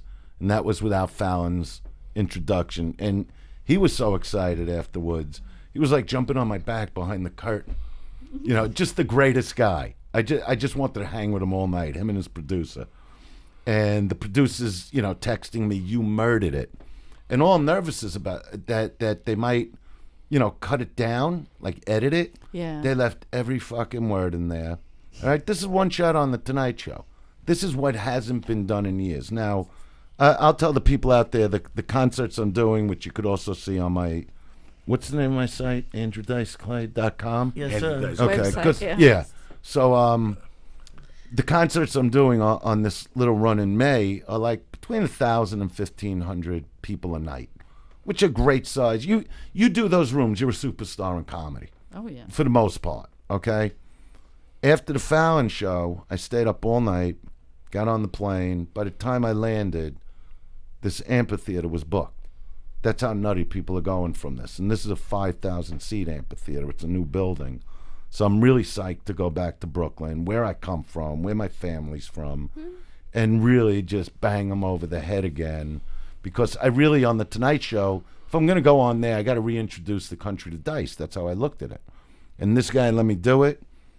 Best guy in a long time. I always had a problem with Leno because he didn't help comics. You know the deal. I don't need to badmouth him, but the bottom line is Fallon loves comics. So if you could get that Tonight Show, you should do it, Joey, because it changed. I keep thanking the producer because in 6 minutes I changed my career again. Everything's happening. My show, it looks like it's a hit. People are just loving it. But to go back into concert at a time where I really feel people need it again, because we're living in a very angry world, is really exciting to me. And that's why, like we were going to do, a show, but we're going to do it again, and I'll take you all over if you want to do a bunch of concerts. It's just really weird. I know you do it on your own, but you're a powerhouse on stage, and I love that. I love all that stuff, too. So, Eleanor, you'll have to go on before Joey. I love that the constant in this whole thing has been stand-up for you, Andrew. And I never expected it. I mean, that's the whole thing that nobody does. That's the thing that I see people that have been here since the time I got off the boat here, and they're still here clicking and making a living, but stand-up has always been a constant. And for a couple of years, shit will happen. And for 2 or 3 years, shit won't happen. Then for 3 years, shit will happen. Let's try 18. And the whole time. I went through 18 years of that. And then the whole time, you're getting stronger. Yeah, but that's what I'm saying. Picture as an actor, you're getting stronger. Picture going through another writer. 2 decades. You're getting stronger as a comic. You're getting more confidence on stage. No, and remember, the best stand-up I do is when shit's not going good. That's the best stand-up you do. Hey, nothing to me is funnier than when you hit a crowd that's silent and they're not laughing, like those late nights at the Comedy Store, when I could go up there and there wouldn't be a chuckle, and I could just chill and do my stuff for me. I like that you feel that. Like I'm already having anxiety about the late night spot that I have at the store. That's gonna be quiet. I don't understand that because like, that's when good, you can but develop. It's like, yeah, but it's like shit. You know, you feel like you don't need to develop. You don't stand-up. know you if you're develop your fucking dead. The 11:45. The 11:45 to. I got 12:45. Well, the 11:40. Would you let him say? I'm just telling him. The something. 11:45 to Shut 1:15 spot at the Comedy Store. Oh wow. If you do that 4 nights a week, that's like, let me tell you what the equivalent is. That's like going to the gym. I get like about 4, yeah. Deadlifting, squatting, and benching 400 fucking pounds and eating kale. That's what those spots, those punishment spots. When when Andrew I would did go 10 years of that. Yeah. That's what I would do. And I did 9, when Andrew goes up, those little fucking half a faggy comics would leave. I'm not going to sit through this. This is I would stay. ridiculous. Those are the guys that made me God, giant. I would stay. I would stay, watch, go out, get water, get a cocktail, come back, watch Andrew, and then they'd be looking for people, and I had to follow Andrew. Yeah. And Andrew would walk out, 16 people would walk out. I'd watch you, though. I would watch you. 9 would stay. Yeah. And you have to figure it out. And that figuring out is a fucking a year at Yale. That's what Yale wants you to do, to think on your feet. That's the top thing. That's it. It just wants you to be quick. That's a 4-year fucking degree. And meanwhile, you're sitting there going, why? I could be in Philly with my family celebrating Christmas. Why am I here? The 21st of December, why? And then, you'll have like an idiot, like, some idiot comic will you'll go, I can't believe I'm waiting here, fucking Eddie Griffin's bumping me. Right. And you'll go, I can't believe it's 1:15, he's about to get off. And somebody will go, you know what, you don't want your spot? Oh yeah, there's always somebody waiting. Oh yeah. Somebody always waiting. Always somebody waiting. And you have to think of it that way. I'm honored to still be. Oh yeah, me too. I love it, but I do get a little anxiety still. Still, that's what it's all about. Oh, okay, good. Listen, I go to other. Listen, I try. Listen, in the bottom of my heart, you go to other comedy clubs around town, and I go up like nothing happened. Doesn't matter. No pressure. Matter to me. You know that I'm to the age right now. When I go to the Comedy Store, I get car sick. And you want me to tell you what that car sickness is? That's anxiety twisted. Because if I don't get car sick, I'll tell you where I start getting anxiety. Those 5 steps when I walk up and I step to the left by Mitzi's chair, I get anxiety now. But those are the sets, I'm going to fucking level you. Yeah. And once the anxiety comes, I take 3 or 4 sips of water, and I breathe, I turn around, and I look at the light. I make sure that I could see that there's a door open. Yeah. And I breathe, and once they say, come into the stage, I still have it a little bit, I'm still out of breath. Yeah. That's the Comedy Store. You would have loved the Westwood Comedy Store. I never saw that. That was the best. What would go on there, because because nobody's watching. No, it was run by you guys, right? Like I got one of my best lines from the alleyway. Outside the back of the Comedy Store, there was an alley and then an arcade. Like, you understand. In Westwood, yeah. Yeah. So there used to be this comic, Andy Huggins. Today we have Dave Taylor. It's basically the same person. Hilarious. Tall like that, thin like that, you know what I mean? Angry. And so Andy Huggins, picture like Dave Taylor, you know what I mean? And this comic, Joey Gaynor. So a thing they used to do at Westwood is that Andy would just come on. Joey was a thick guy, he's not that tall, but he could throw a punch if he had to, Mm-hmm. And Andy would just come up in the middle of Joey's set and throw him over the front tables. Oh yeah. And scream at him and walk out of the club. That was like the little bit they worked on. Okay? Yeah, like picture Dave Taylor coming up and throwing you over the front table. Can that really ever happen? So anyway, I'm there. You know Ronnie Kenny? No. You don't know Ronnie? One of the old school, like August from that generation. So Ronnie would love drinking fucking beer and hanging out, real Irish, two-fisted fucking guy. The best. The greatest guy. Funny. So anyway, he's about 6-7 beers in. Everybody's hanging out. Joey's on stage. Here comes this guy, Andy Huggins, throws him over the front table. And of course, the people that would go to Westwood were like college kids from, UCLA Westwood. And all, yeah. So Joey goes over. Wait a minute. Joey goes over, and all of a sudden he starts choking.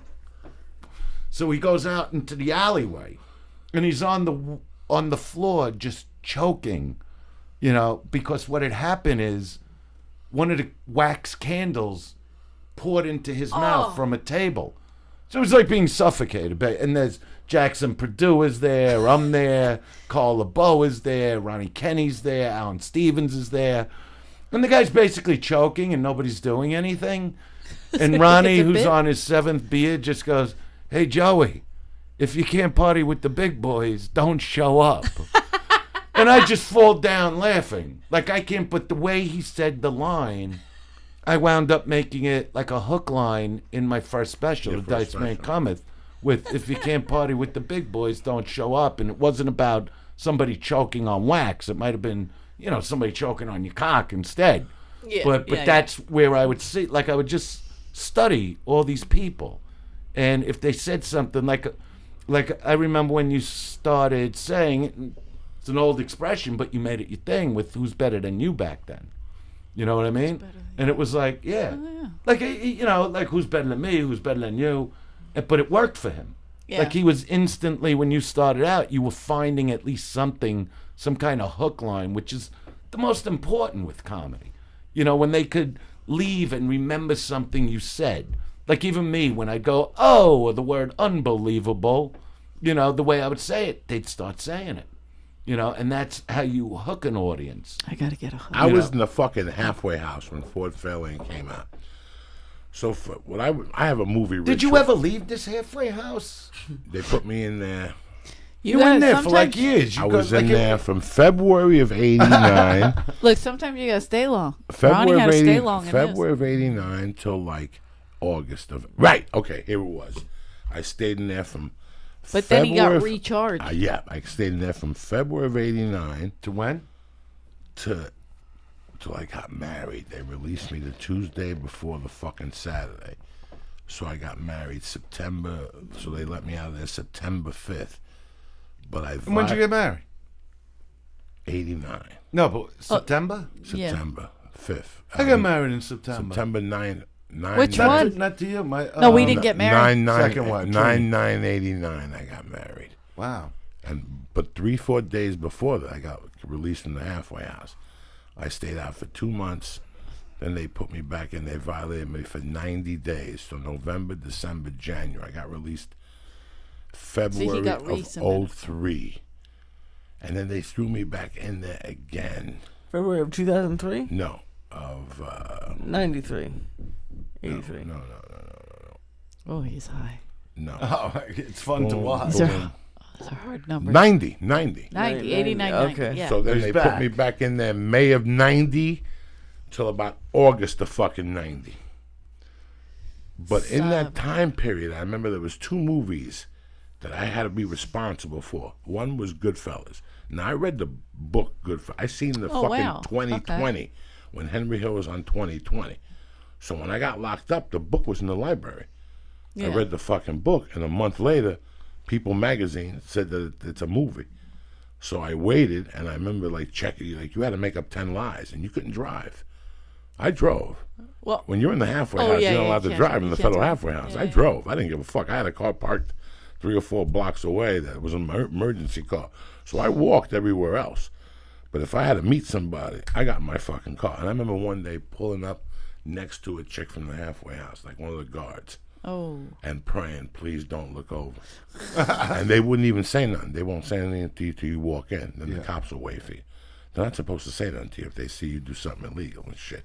So they just report you. Yeah, they just report you. So the whole time you're out, you're thinking they didn't see you. So, but I would go eat Chinese food, and in those days they tested you for reefer and drugs.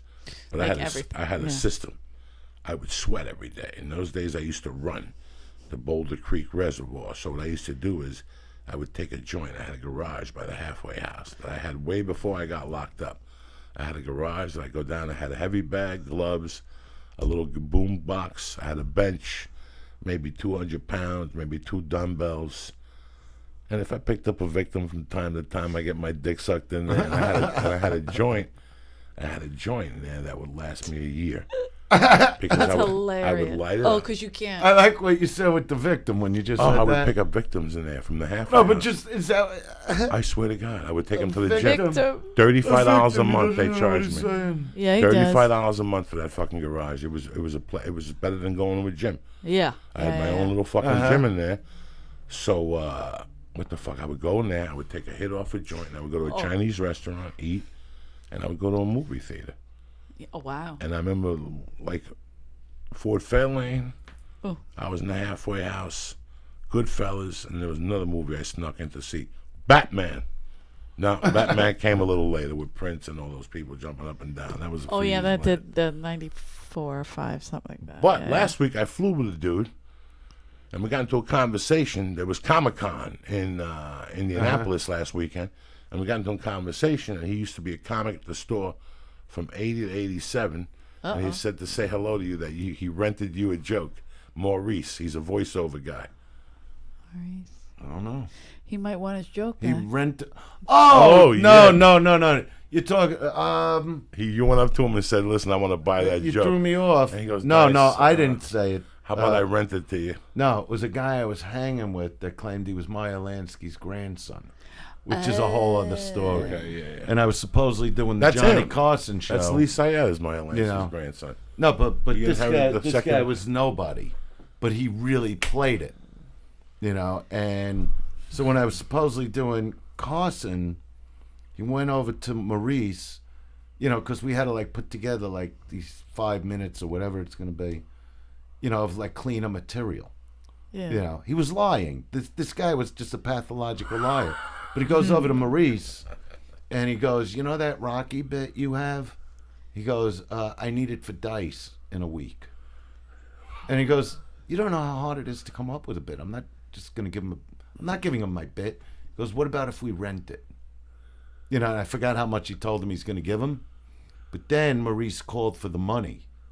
And obviously there was no Carson shot. I never did Carson. And Lansky, he called himself Lansky, and he got mad at Maurice, and he goes, "Now I'm just taking the bit. Take it up with my grandfather if you don't like it." Just like that. That's a whole story. I wrote a script called Comic in the Con years ago about him. Yeah. It was just crazy. I can't. It's too long to go into. No. But that's the Maurice's bit. But we never rented it, and I never did it. Who's better? Like, who walks around and going, "I want to rent your bit That's crazy. for a night"? Yeah, to do on a national television Yeah. show when there's 4 channels. Yeah. Like, if somebody did that today, there's a big chance nobody would see The it. reason Maurice called us, he wanted to go see Howie Mandel, who's very close with in Vegas. So we wanted the money for the airline and everything. And the guy got mad at him and said, "Now I'm just taking the bit."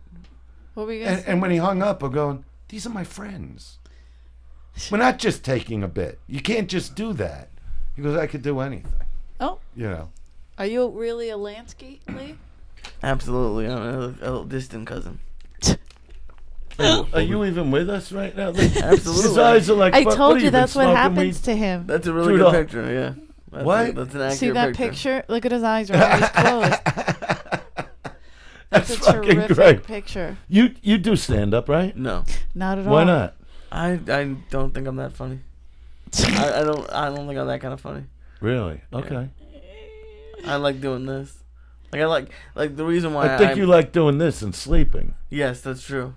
You got a girl? He's got a Mexican girl. He's got a big party to plan for her tomorrow, right? Yes. The Cinco de Mayo. It's been planning it for weeks. Let's see that. Really? Yeah. What are you gonna get her? What Like are a you doing piñata? tomorrow? What are you doing tomorrow with her? Nothing. With little Oh, you're not pictures gonna of see her Lee in it. tomorrow? No. How come? For what? It's Cinco de Mayo. Cinco de fucking How long Mayo. you been going with this Cinco girl? de 3 years. Mayo. 3 years. You argue a lot with her? No. Never. She's not combative at all? She's no, Mexican. she's really cool. And she's Mexican. Yeah, I don't know. Then she's fucking lying to you. Yeah. Joe, tell him. Tell him. Joe knows. Spanish women are fucking. I She- like them, but I stay clear. How come? Because temper. They just don't work for me. It's too hard. Well, It's too hard. I seen a Latin woman in action. I've been living with him for 7 years. Does Yeah, Lee, do you get seen- beat up? no. Well, here's the thing. I think I could see her doing that with someone, but we have similar likes. It's like, so we don't argue because it's like, hey, do you like watching TV and having a star and getting Thai food? It's like, yeah, that's what we like. So there's no real fights there. I've always, Andrew. Yeah, but you can't be like a pansy. No, I'm not. I don't think you are, but don't ever get to that level. I think that. You know what I mean? Like remember Joe? Who? You know what went on in Rebel with James Dean? Oh. With the father when he's on the fucking knees picking up broken fucking dishes. You don't want to become that guy on your knees with a fucking apron on. You know what I mean? Broken dishes, and James Dean is like grabbing him by the shirt collar, just going, "Get up!" Remember that? And he's going, what's the problem, son? I need an answer now. Get up! And that's what I'll tell like people in audiences when I see them like just folding. You know what I mean? A man's still got to be a man, and that's it. You don't want to be that guy because they'll take it to that level where you're in the red and white plaid fucking apron from the kitchen bringing her food. He's bringing the mother food in the fucking bedroom like a fucking asshole. This James fucking Dean guy. say? What does James No, Dean- so James Dean wants to ask him something, and the father's crawling around the floor, picking up little pieces of glass, and James Dean just grabs him by his collar and he goes, "Get up!" Fucking tremendous. What? Stupid. But you remember that, right? Yes, I'll play. You can't be that man. I can't. I mean, they want to play games in the fucking bedroom. All right, I'll go along. You want to smack me back? I get it. Oh, look. As a 13-year-old, I fell in These love fucking hooers I fell today. in love with a Spanish chick, and I wasn't even banging her, Andrew. How old were you? Maybe 12, 13. Me too. Wasn't even banging her, dry humping her, sucking a little tit from time to time. If I did that, she'd still be with me. And I fucking got left back. That's how good the little dry hump pussy goes Okay, through the can I pants. tell you Go my ahead. Puerto Rican story? Go ahead. So, we just moved back. I lived in Florida for about 7 months when I was 12 with my family. And we moved back to Brooklyn, so we had to stay with my grandmother. Avenue M and East 12th Street in Brooklyn. Real old-time brick apartment. But Eleanor was in that building. Yeah. I took her in there to check it out with my boys when they We were played real in the young. laundry room. We went down to the fucking... all right, so anyway, what happened is I really loved... The superintendent had like 3 daughters, and I really dug one who was like my age. But you know how you looked at them at that age like they were the hottest thing in the world? Yeah. You know, any girl, like through a 12-year-old's eyes. I was please. actually 13. So I sat on the wall right next to that bedroom window on the first floor in the back of the building. And that wall faced where they bring dead people, you know. What's it called again? morgue. A morgue. Yeah. So I'm in this fucking alley that creeps me out to start with because the limo's coming in every 10 minutes with another one. And I'm sitting there for about 3 hours till I finally say, and the sisters are there and the little brother's there, "You want to be my girlfriend?" She goes, "Yeah." I said, "No, great." And I jump off the wall and I go back upstairs because now I got a girlfriend. You know. You But walked away from her? No, because now I asked the question. It took me 3 hours to ask her. It's like the first girl I asked to be my girlfriend. So, you know, you're sitting there and you want to say it, but the sisters are there and you finally blurt it out. So I go upstairs, but now I won't come near this girl. I'm afraid to go near her because now I'm going to have to make out with her.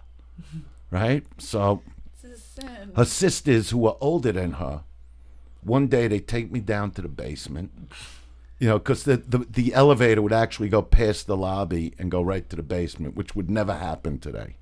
And in the basement were all these, like, you know, rooms, boiler rooms with doors and everything. So they take me in, they put me in a chair, and one of the sisters goes, all right, we're going to teach you a little about kissing.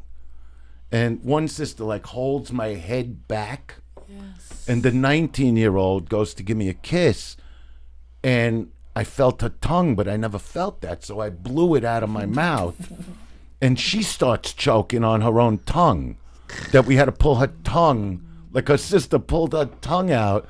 Why did you do that? I go, because I didn't know what it was. I didn't know what a tongue was in my mouth, right? So this goes on for about 2 weeks that I don't go near the girl, and finally she chases me down for 2 blocks and says, can we go back to being friends? Because at least this way I could hang out with you. Because I wouldn't make out. I was too young. And I regret that moment, Joey. You should. And did those girls repeat bringing you down to the boiler room? No, not after one nearly died. Today, that would but be it was a felony. It was Latin to me. I loved Latin girls. I mean, you know, I was with Eleanor, but that was like a different thing. Yeah, that's when you wanted to go Irish. No, it was crazy because I have always Irish and Spanish. That's Irish what I've is a liked my whole different life. kind of anger. I like Irish. I like Irish. Terry's Irish. Yeah, right? I like Irish. No, my son's mom is Irish. I love all that Jersey Irish shit with red hair and freckles on their titties. Yeah, look. And dirty. I don't have love don't all know. red that. hair. I love all that Freckles shit. I on my like the tits, for attitude. sure. Oh, shit. I love it. I love it. They Since go I was fucking nuts, too. They try to play it down. Maines. Oh, I dated Oh, so they many sit on your fucking dick, Colleen banging many the balls leans. into the Oh, my fucking God. floor. Colleen, Valerie Colleen. McNeil. You climb on top, you start Oh, my fucking God. eating a titch, you Yeah, go he's down just- to a he's fucking in a- box, he's you in a start different munching fantasy. away.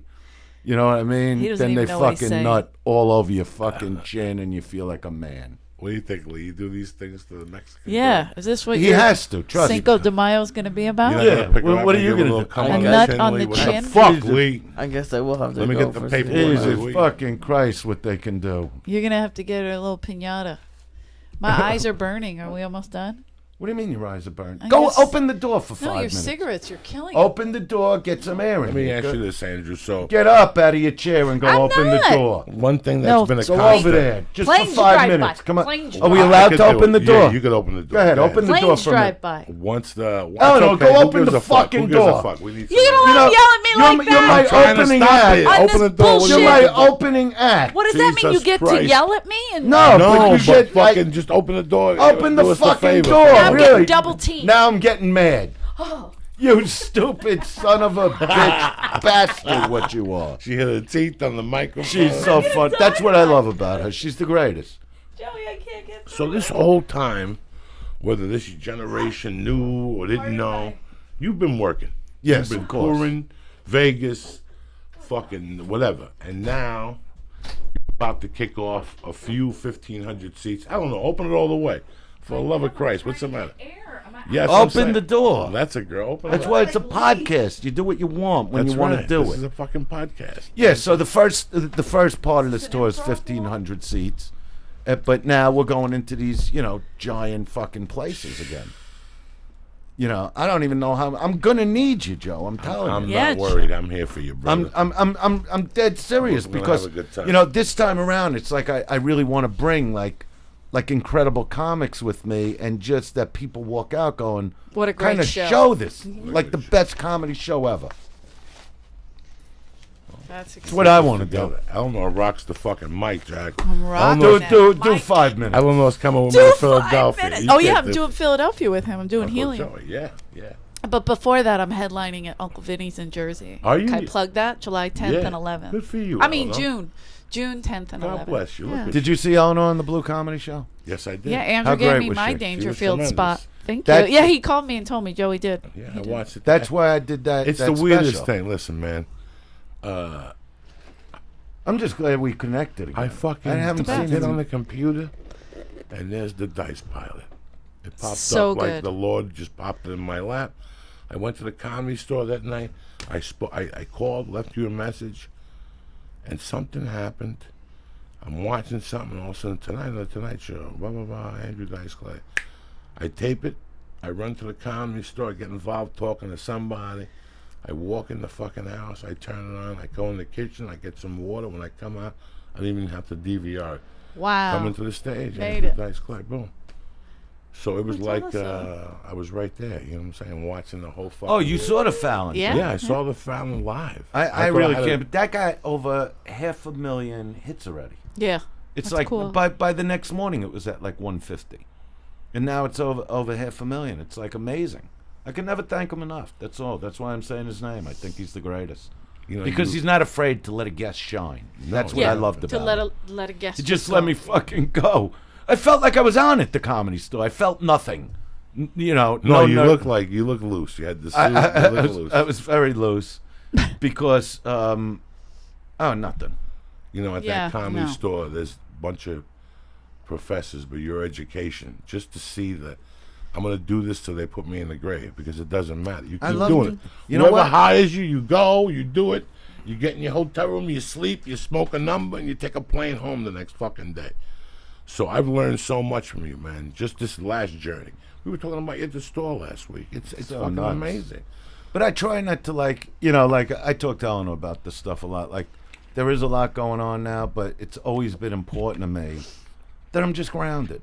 Yeah. That I am the guy from Brooklyn. You got the boys. You know what I mean? Eleanor And around that's here. how I really feel. You got a Spanish wife now. Yeah. Call me Spanish food. I don't eat the Spanish food. I can't do it. No I Mexican can't do food it. at all? She gets you Nothing. to eat a lot. What? That you would never eat. The Spanish skirt steak I eat. It's just flavorful. You know Right. what's, you know skirt steak? Yes, That's sir. like my favorite Tremendous. steak. No, I love But it. I there's love like the Mexicans like came out with a version of it. It's not Like what it piñata means. steak, some kind of fucking. No, that's rude. She'll marinate it. She marinates it in different. Yeah, but it's like skirt steak, Right. but you'll get it And like you cook it on the grill, nicey nice. like I like going to the Tell me. Mexican mart. You Yeah, know, the food mart. It's the fucking best. The best. They Bags don't of fuck around. cookies that are this big. You want to talk about munchies? The bags of you don't find a little bag like in Yeah. they're this fucking big, Yeah. like beyond belief cookies. Mexicans don't fuck around no more. You understand me? That's Let me right. read these ads and we'll get the fuck out of here. Yeah, because you're not getting a back rub because it's 10. No. It's late. No, I got no. a spot. I need you to dig your elbow I got a in there. spot at the comedy store. No, when I went down, when I had that fall with my fucking arm 2 weeks ago, Where's the masseuse at? right here, she's good at it. All right, we'll give him a massage while I do the I gotta ads. do a spot. Oh, Forget the go spot. ahead. Just give him Stop a with massage the while I high do pitched the ad. voice. Another reason we're going through something. Listen, Can let me you tell live with that voice? I love Eleanor. not No going matter what. through something. You live with it. It We don't matter what you're finished. doing this season. You know, you got the old fella tour now. What do you call those people? The old Coachella. Oh, Coachella? Coachella Yeah. for old people. Oh, I do want to Oldchella. say, you just did remind me of something. And Go I'm ahead. proud Oh, to say yes. this about That's a big my deal. son's band, Still Rebel. Right, So, no, absolutely. number one, they got booked to do a Tracy Guns tour, who In had the band September. LA Guns, and he was Right, with Guns N' absolutely. Roses for a year. And he heard a lot of cuts from their album that's going to come out called Valley Days. And so he booked them on this big tour he's going to do in October.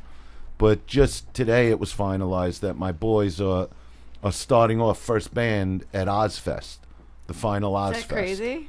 That's a congratulations. Yeah, Paul. I couldn't That's- even believe when I got that. That's unfucking believable. Well, see, people just don't forget. You know, Sharon Osbourne saw them on the Late Late Show about a year and a half ago. And I get a text from her last week, and I call her up, and she didn't forget. And I tell them all the time, I go, these people like Sharon Osbourne, when they see you, just like producers and directors that watch young comics and go, 3 years, I'm coming after that guy. Right. You know, they watch you develop. You know, so for them to get this Ozfest, like, I'm like out of my mind from it. You know, most guests come on here and we laugh and we giggle. This has been more of a. Yeah. A talk. I've learned a lot in this thing tonight. I want to thank you for coming on tonight. You know, I'll I'm your come on number the one show fan. anytime you I want. love you. I love Eleanor. Love you Let back. me do these things here and we'll get the hell out of here. Like I said, it's concert season. It's baseball season. Football season's around the corner. And that's when you're going to need what I'm about to talk to you about. What's the next big event you want to go to? Like I said, Oldchella, you know, preseason football, it's coming right back to LA. All this stuff, whatever it is, you can bet that it's awesome that someone's going to pay less for better seats. How? They use Score Big. You're paying too much for tickets. Between all the markups and last-minute convenience charges, even printed home fees, you end up paying courtside prices for non-seat-bleed, whatever, what do you call those? Nosebleed seats. Score Big is here to change that. Did you know that 40% of all live event tickets go unsold? And did you know that there's a place to get these seats at huge savings?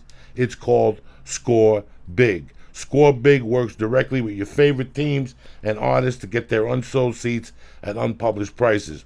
Only with Score Big can you name a ticket price and be guaranteed to pay below box office up to 60% off. Here's what you do. 1. Go to scorebig.com or download the new scorebig.com app for your iPhone and find the event and seats that you want. 2. Make an offer with Score Big's name and ticket price features. 3. Get an instant answer and save up to 60% on your ticket. Never any fees and always shipping is free. You can count on unbeatable prices and great seats. And when you're in great seats, you will actually enjoy the game, show, you actually enjoy the game or the game all the more. That's right. You enjoy it better, cocksuckers. So do me a favor. Next time you go see any game or show, go to Score Big first and see how much you could save.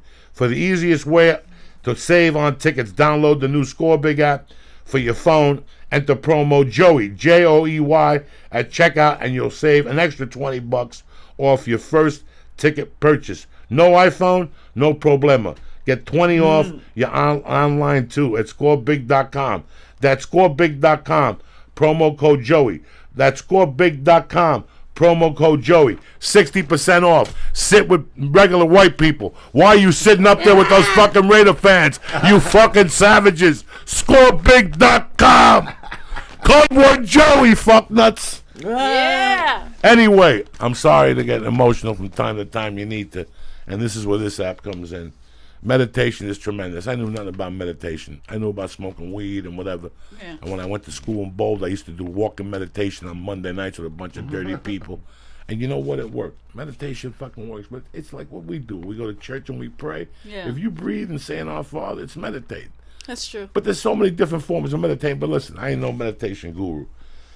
That is why, let's be honest, most of your problems start with your mind. The other night, Andrew, something weird happened to me. I was here with my main man, Lee, and we tossed down about 750 milligrams. The only reason why me and Lee are not tossing one star during the show is because I'm done with that, because I got high, like I'm high tonight. But we started fucking around. In the second hour, we took a fucking a star. But when I got home, I ate like a banana, and I had an apple, and I had some fucking wasabi almonds, and I went to sleep. And something happened in the middle of the night. I had to get up and pee. Okay. I get up and pee. I lay down, and all of a sudden, my nose got clogged. I get up, I blow my nose. Then I lay back down. I put the sleep apnea mask on, and my wife turned, and I could feel her finger an inch away from my back. But every time I would breathe, her finger would tickle my back. You know what I'm saying? Like I got all fucking emotional. So now I got to move an inch away from her. And now I'm sitting there and I'm like, what if this sleep apnea machine broke? And I got myself all worked up. I had to get up, spray my nose, lay back down again. Then I couldn't fucking connect my breathing with my nose. Oh my God. And I fucking had to go out in the living room. And you know what I did? I just went to the living room. I didn't turn the TV on. No, I just sat there like a mutt and breathed out of my nose. And within 20 minutes, I was fucking tired. I went back in and I fell asleep. And all that is, deep breathing is meditation. Just breathing. But anyway. Breathing's everything. That's why I don't fucking eat. Right? Everything. That's why I don't eat edibles after we do it. That's the malouk you put on yourself. Eat the edible and let it go. If it works, it works. If it's not, it's in God's hands. Yeah. Right? You leave it in God's hands. Sometimes we get a fucking knockout, and sometimes you get fucking, like tonight. We're okay, right, Lee? You're not passing out. You're not going to stay here till 1 in the morning or nothing. I'll be okay. All right.